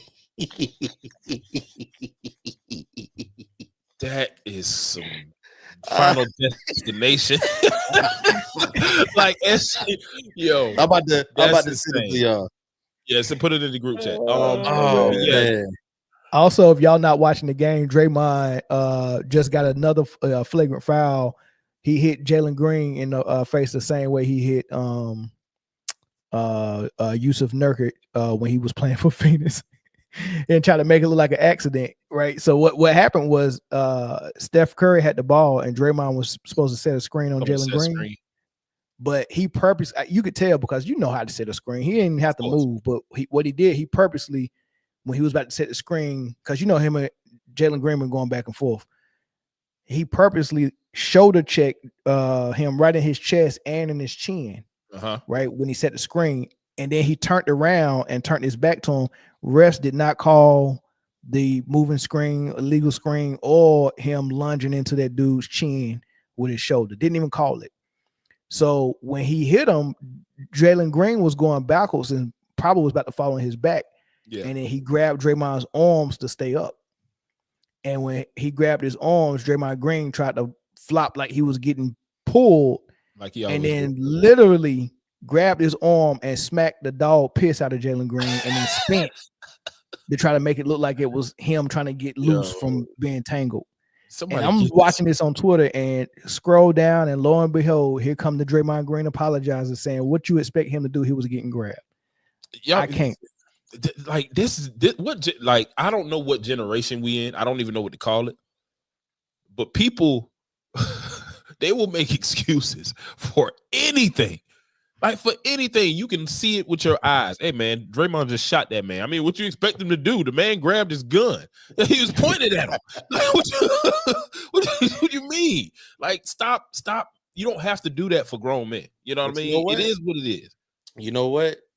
This only got like this once he got under a certain umbrella. Okay. What's the umbrella? Steph's backpack. No. Wow.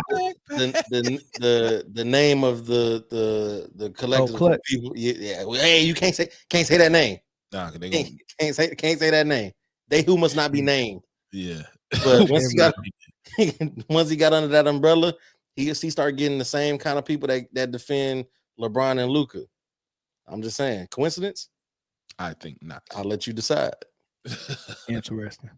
But nah, I like how the T-Wolves are set up, man. I mean, I knew mental toughness and mental. I knew Julius Randle addition would help with that, but I really like if Cat could reach his potential. I really like what Cat provided in the post, but seeing the playoffs, man, I really like what Julius Randle doing, man. Yeah. He looked like I really like it. So this I mean, I think he fits Ant Edwards' attitude more. I think they're more of a fit, kind of like what Jimmy Butler was saying when he was in Minnesota. He was like, nah, Wiggins and Cat, they ain't it. It ain't got it in them, It's different. They cut from different cloths, but yeah, you're probably right. Where's Julius Randle from? I think he's a Southern. I don't know, but he went to school. He was a one and done at Kentucky. Yeah, so he's from here. He's from Dallas. He's from Texas. Oh yeah, I figured he was a Southern cat. From Dallas. Yeah. So but you know what? Regardless of who wins this series between Houston and Golden State, either team that comes out and faces the Wolves, they cannot have a series like they had against the Lakers. Granted, they beat the Lakers, but again, that was a better team. They were a better team than the Lakers, but they gotta play better. 7 for 47 from 3, 0 for 11 from your star. Rudy Gobert being a center one game is not going to fly against either of those teams, in my opinion. They number one because they have centers and they play. Exactly. You know, like unlike the Lakers, you know what I mean? Like they got centers. Like you're not going to be able to. Yes, defensively, I think that they'll be able to compete, but you got to be able to score the basketball. You can't depend on Rudy to get 20 and 20 every night because that's just not what he does. That's not going to happen. And the game was still close, even with Rudy, turning into Wilt. Like the game, if the game close and Rudy Gobert is Wilt Chamberlain, then we got to play better offensively as a team. Simple as that. We got to. Somebody made a comment and said, "Man, I bet you Ant Edwards will get a ring before Luka does." Luka's in LA. I saw that. LA. They bring some rings, man. What's the odds of Luka getting a ring before Ant? Good, not good. The same odds of Luka showing up to camp in shape. Yeah, you can't be out of shape and a cone on defense and me think that you're gonna win a ring. You just can't do that. I don't hold the ball for 20 seconds. You can't, man. That man was gassed last night. They kept talking about his back. Nah, his lungs is collapsing. That's what's going on. He's tired. He's tired. Jay Will said he wasn't tired when he got the ball on offense though, and the back wasn't hurting either. Nope. That holding that basketball gave you some energy, boy. Bro, I'm used to it. So, as soon as that ball left his hand, though, he get that ball back. One time they had missed a shot, and he was getting back on defense. He got back slow, and the commentator was like, "Oh, Luka is really laboring that back, and he's asking to come out." I didn't see Luka ask to come out because I was looking at something else, but I heard the commentator say, "And he's asking to come out." And then they got a turnover and they scored, and then they took the ball out and gave it to Luka, and then he wasn't ready to come out no more. He came right on up and got into his offense. I said, golly, boy, this ain't trying to play defense. That boy rotten, man. Yeah, crazy. All right, let's get into the playoffs then. Let's do it. And we can kind of recap some of these games, some of these first rounds. We can be quick with some of them. Some of them we can kind of marinate and then slow cook. One of them we can be very quick with is two of them. Two of them. Cleveland, Miami, OKC, and Ja Morant. Mr. We good out west. You know he said something else silly. He said, "Man, if I didn't get hurt, we was gonna win the series. I had figured them out." Yeah, it was gonna be the first team to come back from 3-0. Yeah. Ja didn't get hurt. Figured them out. Lakers and five. Somebody just stop giving him a microphone.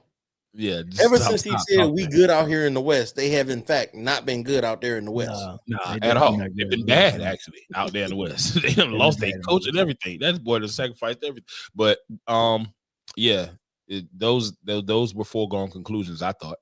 I think we might even all predicted that, but for both of them, it was what, game 3, and the Grizzlies were up 29. I was like, there's a chance. Yeah, this series could be something. There's a chance this series could be something. Is that the game Ja got hurt? Yep. And then they came back from 29 down. series was over that game. Facts. Game 4 was a formality. If it was up to the league, they probably would have been like, yeah, ain't no point in watching this last game. we just go. We just go. Because they should have got 2 wins for that comeback, and they should have got 2 wins for that first game. They beat them by 50. Yeah. They smacked them. I forgot about that. It was bad. It was. Those teams are locked in. Cleveland, OKC, of course, that's what we're talking about. But them in Cleveland, they look like this is postseason basketball. The Cavs look good too. Did Miami get one? Did Miami still win? I think they got Miami one. did get one. They got one. No. Yeah, Miami got one. They got one. Yeah, OKC was a sweep. I said this before. I was like, Spo good to get you one. He'll get one. He's good enough. I don't think that team can get you anymore. But Spo good to give you one. He'll put Tyler Hero in the position. I think Tyler Hero went off one game and got him. Let me check. I don't know if I got to look. I think it was only one sweep so far, which was OKC over Memphis. I think Miami might have got one. Oh no, Cavs was a sweep. Miami got swept. They got swept. Oh snap! Listen. They got swept. Lakers. I could have sworn they got one. I feel like they got one. Maybe it was. You know what? It was like the play-in. It was like Cavs it was won two. That's when Tyler Hero had that crazy game. It was. We thinking play-in. Hey, everybody saying he got swept. So K's Soprano keep calling. Fat Kukoc. Calling Luka Fat Kukoc.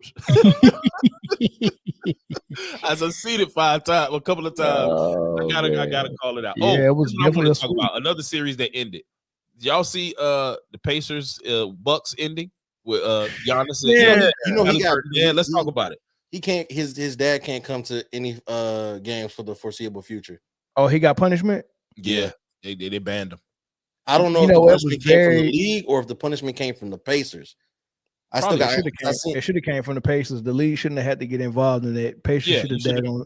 I feel like it came from the Pacers because I think the Pacers released a statement saying that they talked to Hallie about it, talked to Halliburton about it.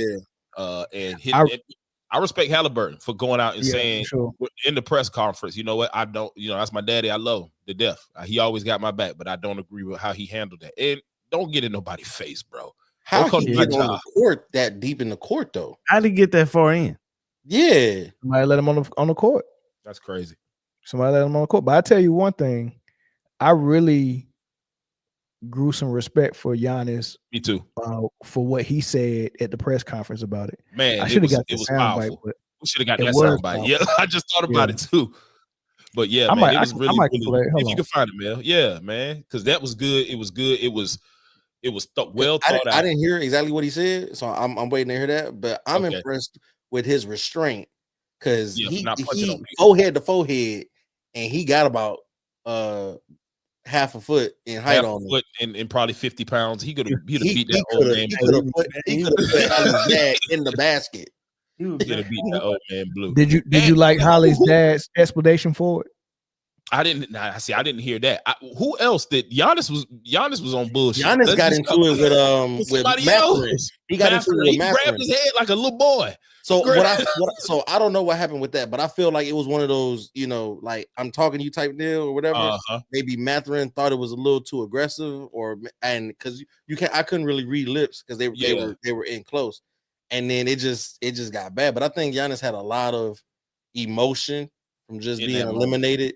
Yeah, he said it in his post conference. That's good. That's a good take, Chris, because he said that in his press conference. He was like, we just lost the series. The emotions is running high, and I got this dude waving a towel in my face with his son on it, talking crazy to me. And then I go over here, I'm trying to talk to Mathurin, and he get aggressive. Like the adrenaline was pumping. But Giannis articulated himself really well for what happened, and he threw a little shot in there saying, "I got a ring."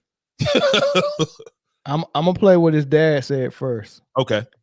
And then I'm gonna come back and play for you what his dad said was like I don't know if I believe it, but he sound his dad sounded hold on, make sure I'm good out in the West. I'm good out here in the West.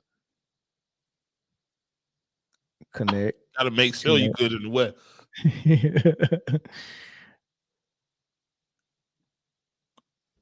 I kind of feel for his dad when he's giving his explanation, but it's still hard to believe.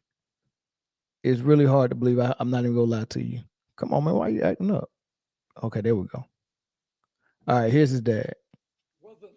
Hold on. Let me know if y'all can hear it. When I turned, it might can y'all hear it? Like I was looking at him, but I really wasn't. I was looking through him. That's how I was in the moment. I know it looked like we were looking, like I was staring him down, but it wasn't like that. It was in the moment as if I was looking right through him. And yes, I had the banner in my hand going, and I was yelling, yay, yay, yay. Giannis never said anything to me. I never said anything to Giannis. There was no back and forth. But that changed when Giannis went face to face with John near his baseline seats a few moments later. He grabbed my hands. He put his forehead on my forehead, and he said, "Don't disrespect me. Don't effing disrespect me." Okay? And I said to him, I was not trying to disrespect you, which I wasn't. I'm telling you, I did not do that on purpose. I really did not. And then I said to him, I love you. He said back to me, I love you. We patted chest. He gave us a thumbs up and he walked away. What y'all think? Cap, but I respect it. I respect it. I wasn't trying to, man. He had that towel. Giannis was standing there just taking in the moment, and that man was standing right there like this. I think he was. I mean, that's probably what I would say too if I was, what I'm saying, doing all that, because he's trying to eventually get that band lifted so he could come just in case Hallie and them make a little run. But you was doing that at Giannis. You felt like, your son just won a playoff series against a guy like Giannis. I get it. The emotions ran high.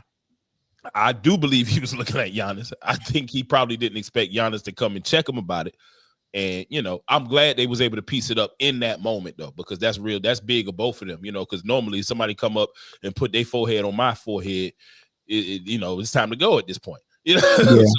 It'd be a bad go for his daddy. I'm going to tell you that now. Yeah, it would have been a bad go. It would have been a bad go. I'm glad he made the right decision and said, I'm sorry and I love you. And Giannis said, I love you. That's the part I saw. So it was confusing at first. Yeah. I was like, did he? Are they cool? And that's just how they was showing each other love? Nah, Giannis wanted smoke until Hallie Dad said that, and then he was like, "I love you," thumbs up, whatever the case may be. But yeah, man, I don't believe that. Here's Giannis' explanation. With people after the game, it looked like you were kind of standing there by the 3-point line, then all of a sudden you're in the middle of kind of everything. Just what happened kind of out on the floor after the game? Nothing. This is the last time I'm going to say. I won't talk a lot. We lost the game. It doesn't really matter. One thing I'll say is that I believe like being humble in victory. That's how I am. Now there can be a lot of people out there that are like, no, when you win the game, you got to talk shit, and it's a green light for you to be disrespectful towards somebody else. I disagree. I've won the championship. They haven't. Okay, and that doesn't say anything. I'm not trying to minimize their effort, but I remember when I won, my mom that she's never missed the games from February 11th or 13th when she came in Milwaukee against the Knicks. She never missed a game. When we won the championship, I remember my mom, she was scared to cross. She was like, am I allowed to come and hug my son? I see, except now my brother does media. For this year, he wants to come back and play. But like, except in that, you've never seen my family like see courtside. See, this is not something that we do. We don't. I try to keep my family away from the game. But losing the game, emotions run high. Having a fan, which at the moment I thought he was a fan, but then I realized it was Tyrese's son, which I love. Tyrese, I think he's a great competitor. He was his dad, sorry. Coming in the floor and showing me his son a towel with his face. This is what we do. This is what we effing do. This the F we do. This. I feel like that's very, very disrespectful. My dad, if you guys go and ask and learn, my dad's not with us no more. My dad used to come in the family room and he was the most respectful person ever. When you come from nothing and you've worked your whole life to sell stuff in the street, and your whole life you'll be scared of the police of deporting you and sending you back to your country. You have to protect your kids with all means. You create this mentality of being humble your whole life, to not kind of disrespect anybody, not make the tension high, the emotions high, so anybody can snitch on you, say something bad about you. So when he came here, I remember I was like, Dad, why are you so humble? Why you go to the family room? You don't even say a word. You sit in the back. Why are you like that? Don't worry about it. Don't worry. That's how I grew up. That's what I had around. So when I see other dads, which don't disrespect me, maybe if my son play basketball, I might be in the court. I might be the one on the court, and like 20 years later, you can play this interview and say, Giannis, you're contradicting yourself. But we'll see in 20 years. But I'm talking about right now how I feel. Having somebody's dad, which I'm happy for him, and I'm happy for his son, and I'm happy that he's happy for his son. That's how you're supposed to feel. But coming to me and disrespecting me and cursing at me, I think is totally unacceptable.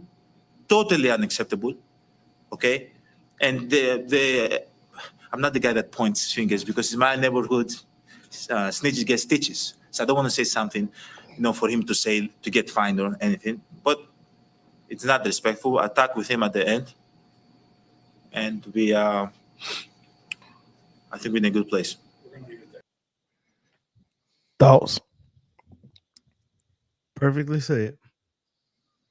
That's it. That gave me a lot of respect for him. He said it was more that he said. You on mute, Chris? He said it was more that he said. You did. But he said he not even go bring it up. He ain't gonna snitch on him and get him in trouble. But he's alluding to that. He said more than that. I mean, hell yeah, he said more than that. He was talking shit. Yeah, he was. He didn't expect Giannis to come over there and respond that way. And then when he did, he was like, "I love you."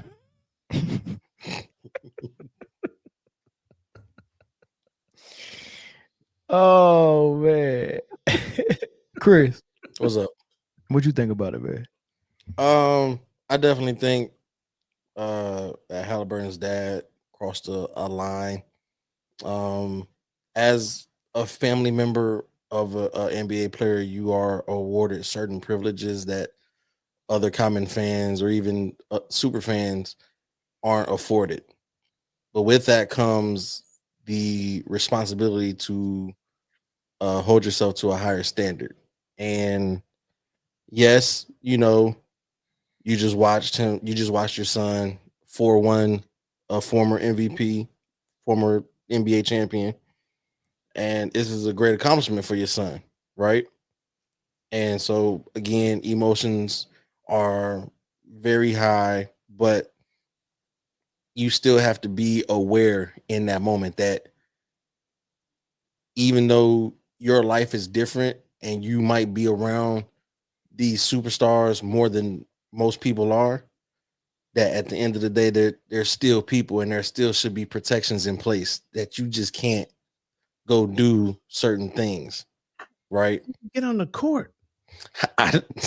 Even still being a player's parent, I don't know how he got that far into he was in the middle of the court. He was on the court when the horn sounded. He was already on the court. I know he sits courtside, either I think he sits underneath one of the baskets.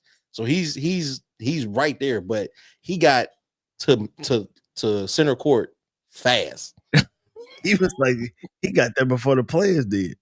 But definitely respect to Giannis for how he conducted himself in that moment, with the emotions. I mean, because look, if I just lost in a 4-1 at that, right, and I'm on this team's home floor, right, I have nobody with me but my team, maybe a couple of straggler fans, but I'm in enemy territory, right? I'm trying to get out of here as fast as possible. I'm gonna say my well wishes. I'm gonna give Dap and wish him best luck on the next round, but I'm trying to get out of here, right? I'm not lingering. So the fact that this guy that I don't know is a player's dad in the moment, I'm thinking it's just some crazy fan. And they got bad history in Indiana, man. So shout out to Giannis, and then in what Giannis said in the press conference afterwards, like that was deep. It really was, man. He basically like saying, Corey look, said, man. he said it perfectly. He said everything he needed to say. Yeah, and it was well spoken and well thought out in his response. I thought so too. All right, we're gonna get to these super chats before we get to this last topic of Craig Hodges. Mr. Marcus, $5 super chat. I want KD with the Hawks, but KD needs to go to Memphis. KD don't need to go to either one of them teams. Sheesh. George the Truth Hurts, $2 super chat. JJ gets the blame for 2 games. Just 2 of them out of the 4 they lost. Okay. Fault is on JJ, Brian, Luka, and AR-15. $2 super chat from Taco Master. George the Truth Hurts, another $2 super chat. It really broke down Dante cross-check his ASS. It's not that serious. $2 super chat. The EPO is no longer helping LeBron, allegedly. Rupert McClendon, $5 super chat. Not giving your first round pick no burn when he has scored 32 points against the Nuggets during the season. Coach to blame. And Taco Master again, $2 super chat. To be fair, JJ. To be fair to JJ, he has two uncoachable players. Sheesh. He got a point. Yeah, LeBron is uncoachable unless he wants to be checked. Like this year, he had reason to want to be checked. He handpicked the guy. Everyone know he handpicked the guy, and he's trying to prove a point that he was right about handpicking the guy. So he really tried to buy in and make it obvious that he was buying in. But next year, we'll see how that works out because he bought in the ham as well. All right, last topic, y'all. Craig Hodges, one of my favorite guys. Do I got Craig Hodges' book over still? I don't know what Craig Hodges' book at. It was a good read. I haven't finished all of it yet though, but I probably took it down and tried to finish it. But anyway, Craig Hodges, great player.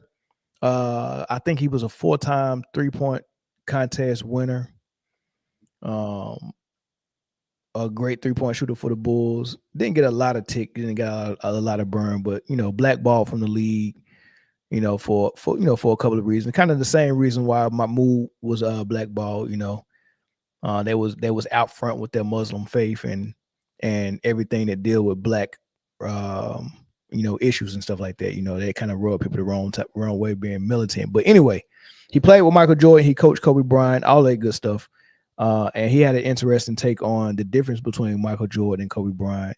And it's kind of similar to what Phil said, but hearing how he described it is something I wanted y'all to hear. But this is him talking about Kobe and Mike. What's the difference? You play with M and you coach with Phil and work with Kobe. What's the difference between those two, in your opinion? Right hand. Why? Because with Kobe would be going to the line to shoot 2. MJ was going to shoot an 1. Mm-hmm. So a lot of them knocks that Kobe had to shoot with 2 hands, when that knock would happen, MJ put that bad boy over here. You know what I'm saying? Oh, that's the difference, huh? Okay. Over there. Okay. I didn't hear that. We was over here politicking. That to me is the only difference is that gripper. Yeah. And that gripper. Because I'm telling you, I done seen this brother make like he going to do a crossover, and you come on, man. Yeah, that's a mitt right there, bro. Come on. Only man, I'm telling you, him and Dr. J, them hands, come on, bro. Yeah. You know what I'm saying? It's certain, and that's the way you say, like, the creator knows who should have what. Exactly. Can't question him. You know what I'm saying? Mm-hmm. This is what you're gonna need to do what you got in your mind that you're gonna do. And there it is. Go for it. And then you have Kobe, MJ, that injured Westbrook. You feel me? Got it. When you look at people like Ja Morant, who have that, when you be like, that's a different engine. Yeah. You know what I'm saying? Yeah. I can work, like I'm telling you, I was with MJ 4.5 seasons or whatever. Never lost a suicide. Never lost a suicide. Never. It's crazy. Never. Close? No. Look at Jay. That's hard to believe, huh? Because some days you nigga walking down, I don't feel like running. And we would ask Phil how many we got after practice, and he would ask us how many we want, because he knew we was trying to get him. Mm-hmm. So it would be like this. All right, me and BJ, we gonna go out hard on him. Oh, y'all would team up on him. Please. Soon as the whistle blow, he damn near coming back at us. That's different. You feel me? Yeah. On the real. And this ain't no job. And I'm running. I feel like I could run all day. Yeah. You feel me? And I quick hands, some speed. Yeah. But man, it wasn't even fair. On the. So he said the difference between Mike and Kobe was just the hands. He said Jordan's hands was like mitts. He compared them to Julius Erving's hands. He said that was the difference. He said that's the only difference. Then when he started comparing them, he said like their engine and their motor. You know, I seen in Kobe, I seen it in MJ is the same as what Westbrook got. So he's talking about their drive and their engine and their motor, and then he started describing MJ never losing any suicides, right? And I don't really want to go in too much on that because we've heard that before, but this is the one I really want y'all to respond to. Finishing up the season against Miami, right? And you're going to see him in the first round of the playoffs. Exactly. We playing in Miami, and we rolling at this time. The system is really playing for itself, and that's the cool part about the system. Once you get into it, you just come to games, man. You done did it so much, and it flows. So we go to shoot around, and we're leaving shoot around, and we're on the bus, and MJ like, man, drop me off here, and drop him off at the bar. He say he's gonna have some beers, right? Huh? Say he's gonna have some Listen beers. to the rest of this story. Okay, bro. go have some beers. So he tell us to pick him up on the way back to the game. We pick him up. He still got his sweats on. You know, MJ come to the game suited and booted. All right, still got his sweats on. Pick us up. He get on the bus. Yeah, man, I'm feeling good. Right, bubbly. You can smell the beer on him.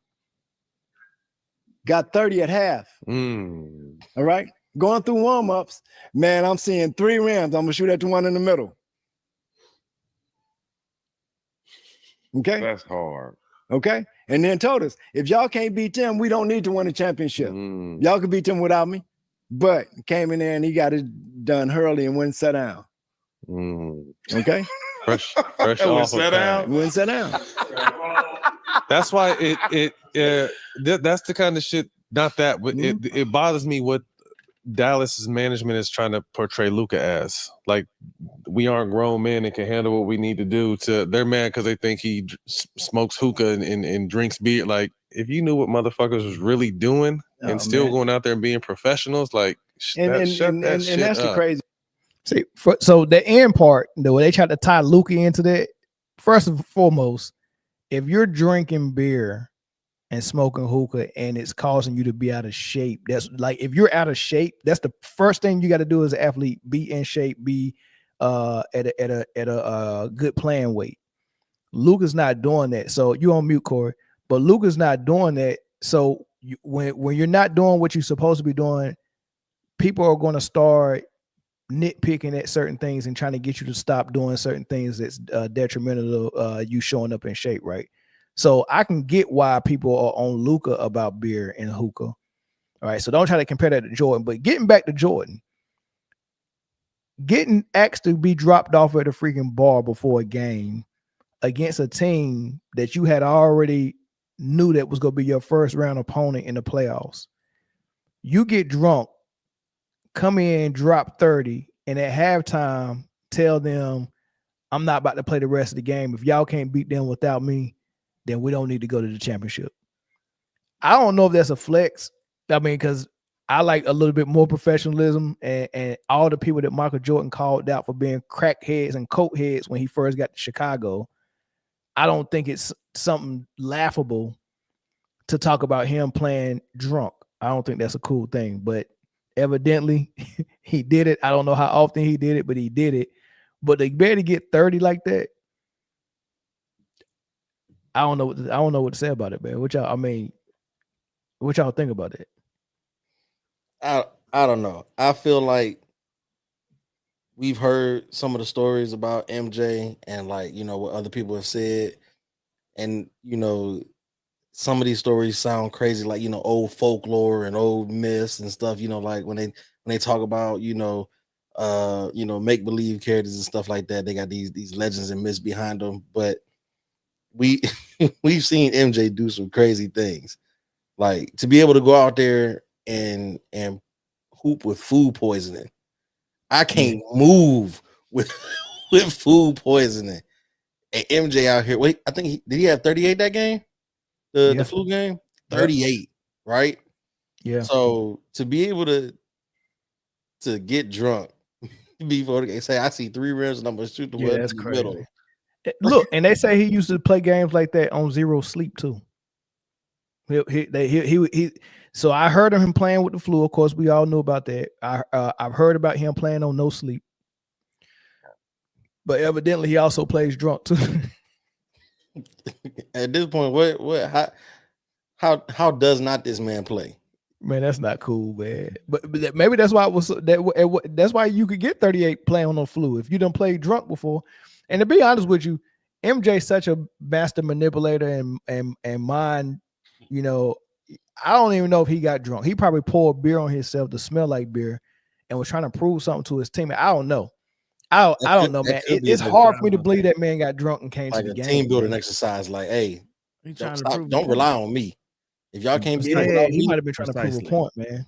Just trying to prove a point. Y'all don't need me. But team like this, is it above MJ to actually like not have a couple beers and be like, hey?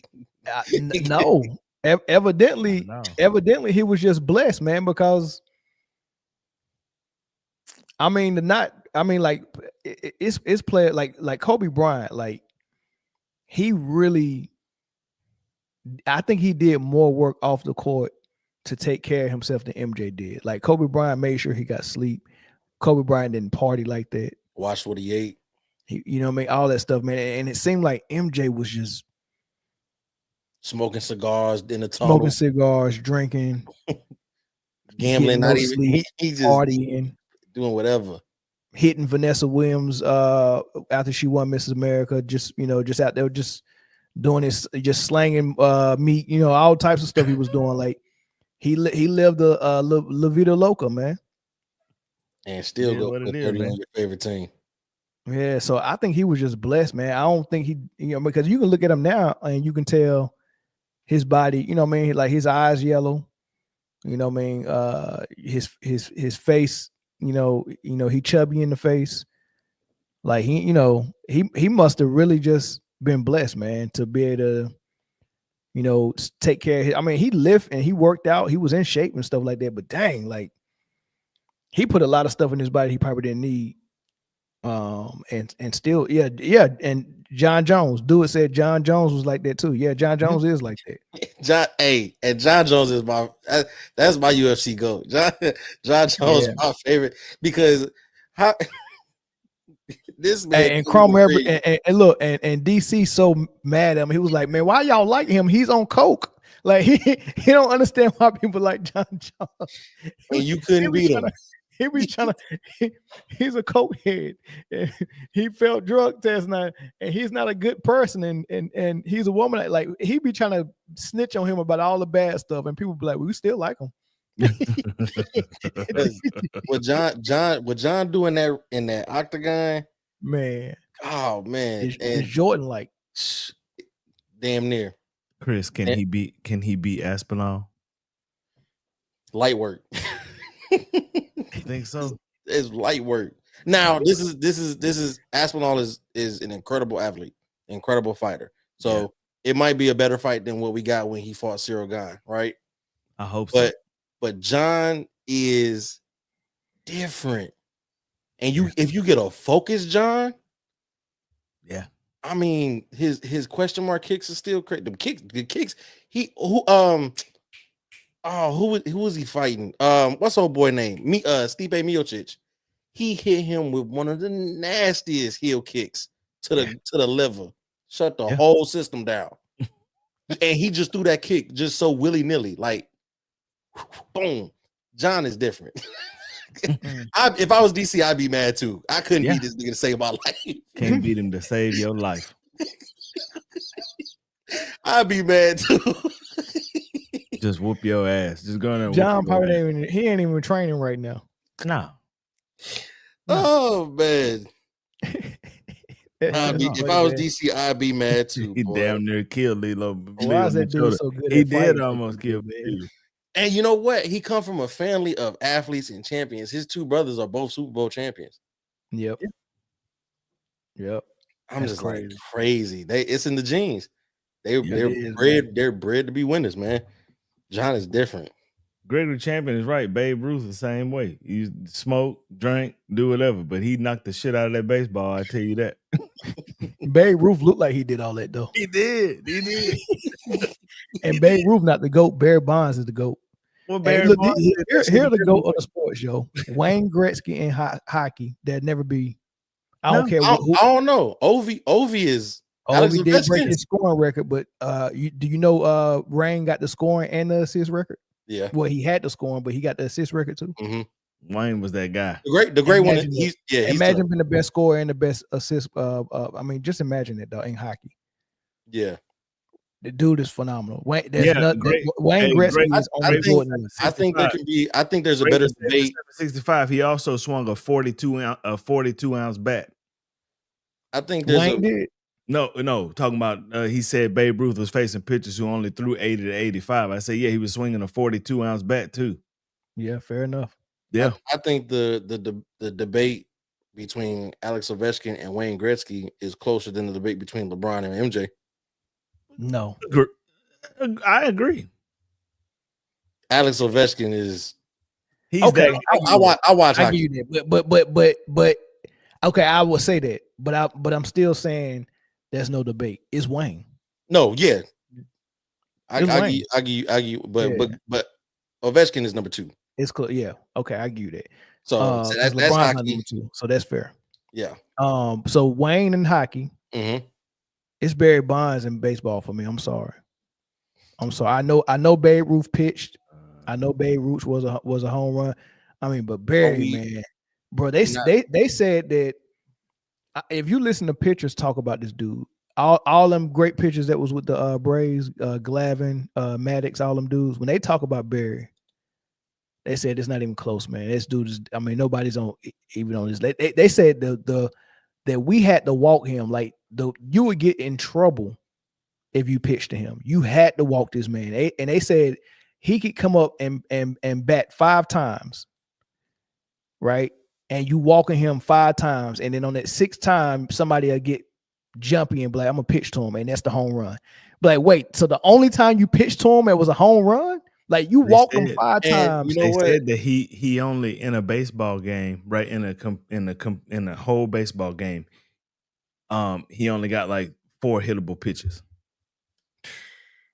And here's my whole thing about the steroids with Barry Bonds, right? Anybody who knows, I think baseball is probably one of the hardest sports to play.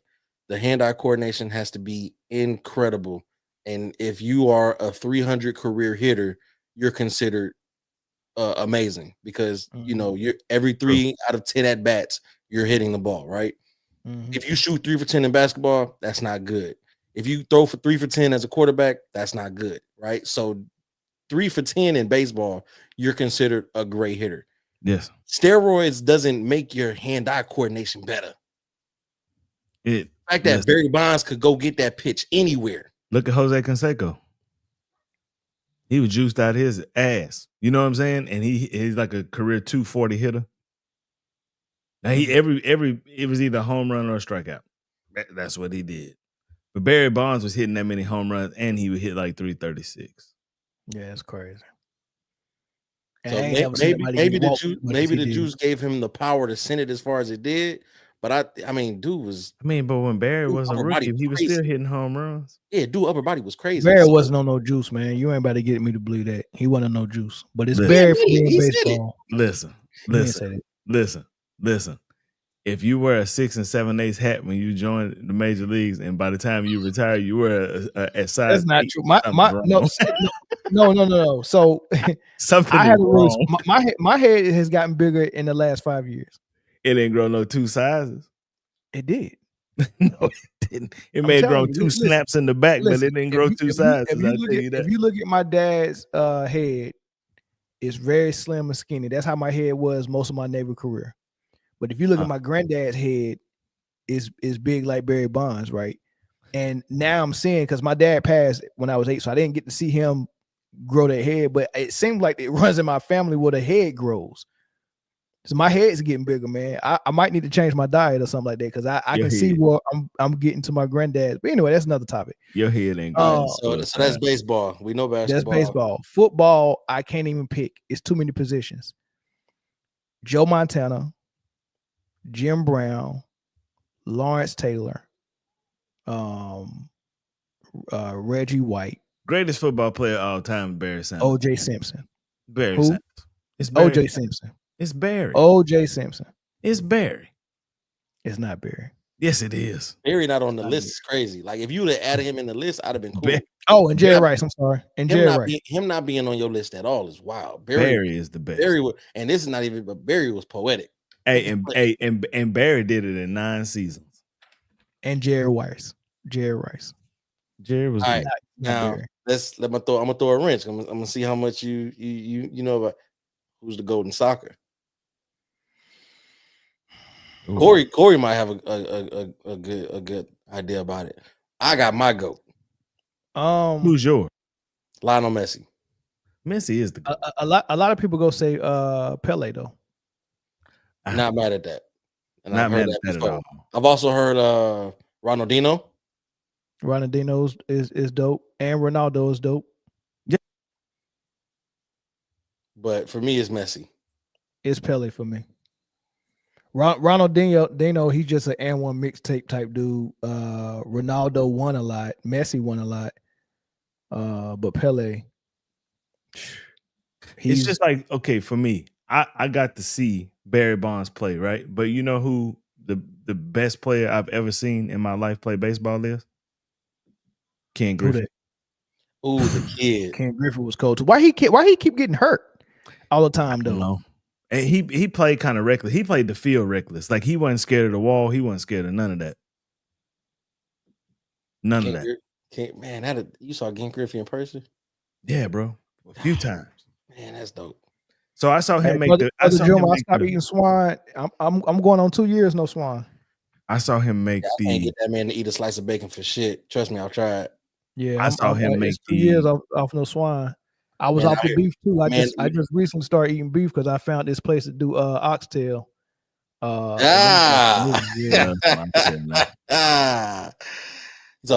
talk about. Oh yeah, like somebody great one said Tony Gwynn was the best pure hitter. Yeah. Then somebody said Ken Griffey had the smoothest swing ever, like the best swing ever. Swing in baseball. Yeah, I don't know why his swing is like Ray Allen's jump shot, man. Ever. Pure. But I saw Ken make the best throw I've ever seen. So he was playing the Rangers, and he went back to the warning track. Now the fly ball probably, Chris, it was probably about 20 feet from the warning track. Mm-hmm. He went back to the warning track, right? And he planted off the warning track and started running forward, right? Run on second, tagging the third. He caught the ball. He caught it in one motion. He caught it, extended, and threw, right? And it was quick. Chris, the third baseman never moved. The third baseman just stood there just like this, and he never moved. And the ball went past the runner, the ball hit him in the glove, and it was literally just waiting there when it slid in from center field. That was the craziest shit I've ever seen in my life. Everybody, the whole crowd just went, ooh. His dad gave him a baseball bat and a glove when he was out the gate. 6 months. Out the gate. Yeah. Sheesh. That dude was special, man. Doctor handed him to his dad. Dad welcomed him with the glove. He put him in the glove. Yeah. Then gave him a bat. It had to be. That's what I did. My nephew just had his son earlier last month. And when he told me that boy was 9 pounds, I said, man, bump all them daggone pampers, man. I went right and got him some cleats. I said, man, it's time. It is time. I said, I ain't buying no pampers. I said, what size cleats you want him to have right now? Right. Shoot. I see a lot of people say Beckham for the soccer GOAT. I mean, I'm famous, man. Beckham is like, who famous right now? Beckham is like Steph. Famous. I would say Beckham. I would say Beckham did a lot for the sport in the States, but y'all got to remember, soccer is the #1 sport in the world. It is global. Yes. And outside of Barcelona, you will find Messi jerseys and Messi posters all over. Same thing with Ronaldo. Actually, I think them two have the most followers on Instagram. I think Messi and Ronaldo each have like 500 to 600 million followers on Instagram, if not more by now. They're global. Soccer is global. So people in the States might know Beckham, but everybody in the world knows Messi. You got what I'm saying? So and 505 million followers. For who? Messi or Ronaldo? For Messi. I don't even think LeBron got that many followers.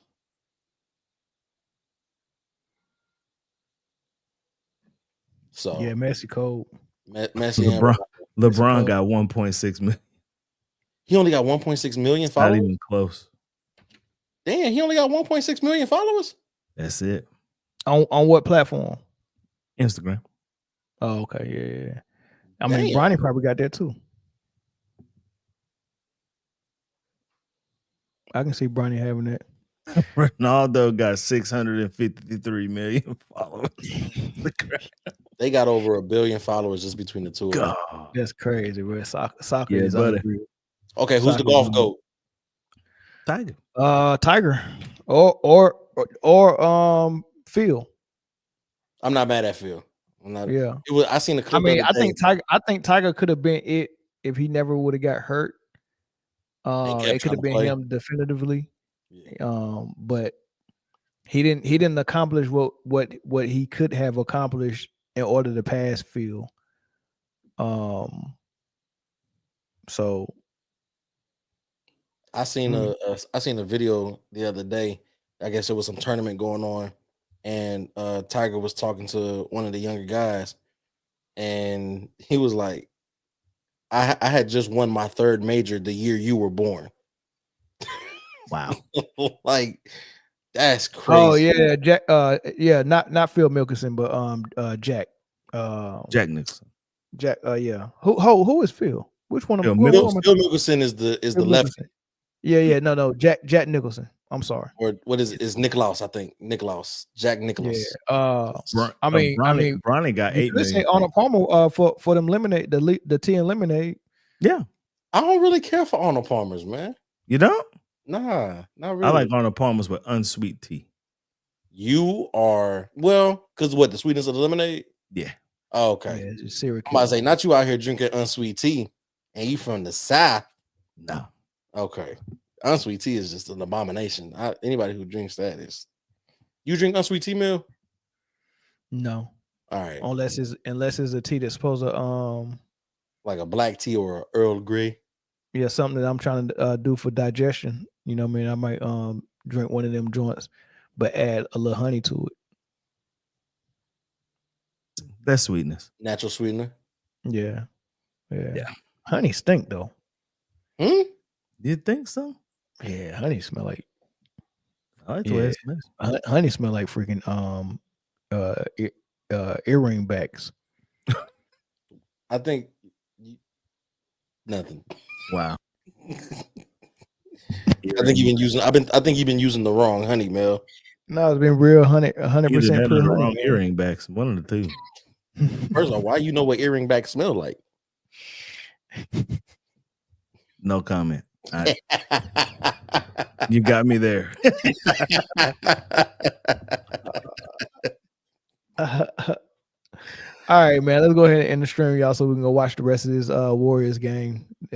This can get to 7. It's crazy. This is just game 6 for them. That's crazy. I mean, yeah. It seemed like this series is going slow. Yeah, because the Clippers playing game 7 tomorrow. And then that's everybody other than the Warriors, right? Everybody already advanced. No, the Clippers. Oh, yeah, they are playing game 7 tomorrow. Yep. And then and the Clippers Nuggets winner goes to see OKC. And then he said he need to hit up Shannon Sharp. Don't do that. Don't do that. Who goes to see Cavs? Indianapolis. I mean, not Indianapolis, Indiana. That would be fun. I think that'll be a fun series. I don't think Indiana stands a chance. Let's get to these super chats before we end it. Tiger Master $5 farewell, Coach Pop. Ain't he going to the front office though? Yeah, he's not like gone. He's just stepping down as coach and becoming full. Because I think he was like also part like president of operations for basketball as while being coach. Now he's just fully focusing on president of basketball operations for the Spurs. He just going. That's a going upstairs. That's it. Yeah, he's doing the same thing that Brad Stevens did when Brad Stevens went from being head coach of the Celtics to being in the front office. Same thing. Yeah. So he's not far. He's still gonna be in with Wemby and all them young guys. Shout out to Stephon Castle for winning Rookie of the Year too. Yeah, for sure. I like how Tim Duncan and all the Rookie of the Years, because David, Tim Duncan, and Wemby all got it, and they all showed up to the press conference to present him his trophy. Oh, I thought that was cool. Yeah, Spurs got 2 in a row. Yeah, that's crazy. What's up. That's a bright future over there in San Antonio. Yeah, fact. Especially when they get KD. All right, $5 from Badanana. Your head ain't getting bigger, your face getting smaller. Number 34, Sweetness, best football player, Walter Payton. Yeah, I give Walter some credit. Walt was cold now. You give him Walter credit, but not Barry is crazy. I do give Barry a lot of credit though. He just ain't the GOAT. He won, he ain't the GOAT. Brian MCL, like the Wizard of Oz, none of it happened. GOAT talk. How many times has MJ lost when he had home court advantage? 0. What about Kobe? 1. What about LeBron? 4. That is a crazy stat. Yeah. Boy, they will find a stat though. All right, y'all. We out of here, man. Thank y'all for tuning in, man. We'll catch y'all. So look, this the deal, y'all. Football season. Talk to we got to lock in, man. We got a lot of basketball lovers in here, but in our audience. But we love NFL too, y'all. So we go get hot and heavy on NFL this season, and we need y'all support for sure. So we go probably have a show. So we got Full Panel Friday with us on the Full Panel. We have my solo show during the week, right? And I think we're going to add a show on Saturday that's just discussing football, right? So y'all, I'm gonna put a either Chris or Zoe, one of y'all can do it. I'm gonna put a poll up in our community tab to see if we did a football show, would y'all rather have it Saturday morning, Sunday morning before the games, or Sunday night after the games? So do it. I would say, me personally, Sunday morning, because I do a pregame Saturday afternoon, evening, and then I do one, but I do mine right after the Cowboy game. I mean, right after they play. Okay. Well, we probably could do a smush sandwich. Do a sandwich? Okay. Yeah, so whatever day you do yours, we'll make sure we cover Cowboys first, and we'll scream it both on Cowboy Spit and on Man Down Sports, right? So we can so you won't have to be doing 4 shows in 2 days. Yeah, so we'll cover the Cowboys the way you want to cover it. Cool. And then we get into the rest of the joints, and we're just screaming on both platforms. I'm down. Let's do it. But we just gotta figure out if it's gonna be Saturday morning, Saturday night, Sunday morning, or Sunday night. I don't know. I still don't know which one better. So we'll let the people vote, and then we'll talk about it in the group chat. For sure. A shizzle. Who y'all? All right, y'all. Peace. Oh yeah, Studio B almost complete, man. Thanks for everyone who's been donating and being paid members and stuff like that. I'm putting the money to good use, man. Y'all go be able to see Studio B. I'm looking at it right now. Y'all go be able to see it in probably like a week or 2. It's definitely gonna be ready for football season. So I think y'all go like Studio B, man. This is a 1-person setup right here, but Studio B, 2-person setup up to 4 people setup. So sheesh, I like it, man. Almost ready, y'all. All right, and then WNBA preseason started today. Paige Bucher, she had 10 points, 22 minutes. They lost to the Vegas Aces. I'm gonna have to go check out Paige, man. Yeah, that's my little boo. And then Haley Van Lift, that's my real boo right there. But you know what I mean, due to some recent circumstances, Club Shay Shay, I'm not bunny hopping anymore. Because I don't know which ones I can trust. So, wow. This is a shakedown. This is a shakedown. No, yeah. I'm not bunny her, but Haley, that's my boo boy. Thick in all the right places, blue eyes, pretty face. You're stupid.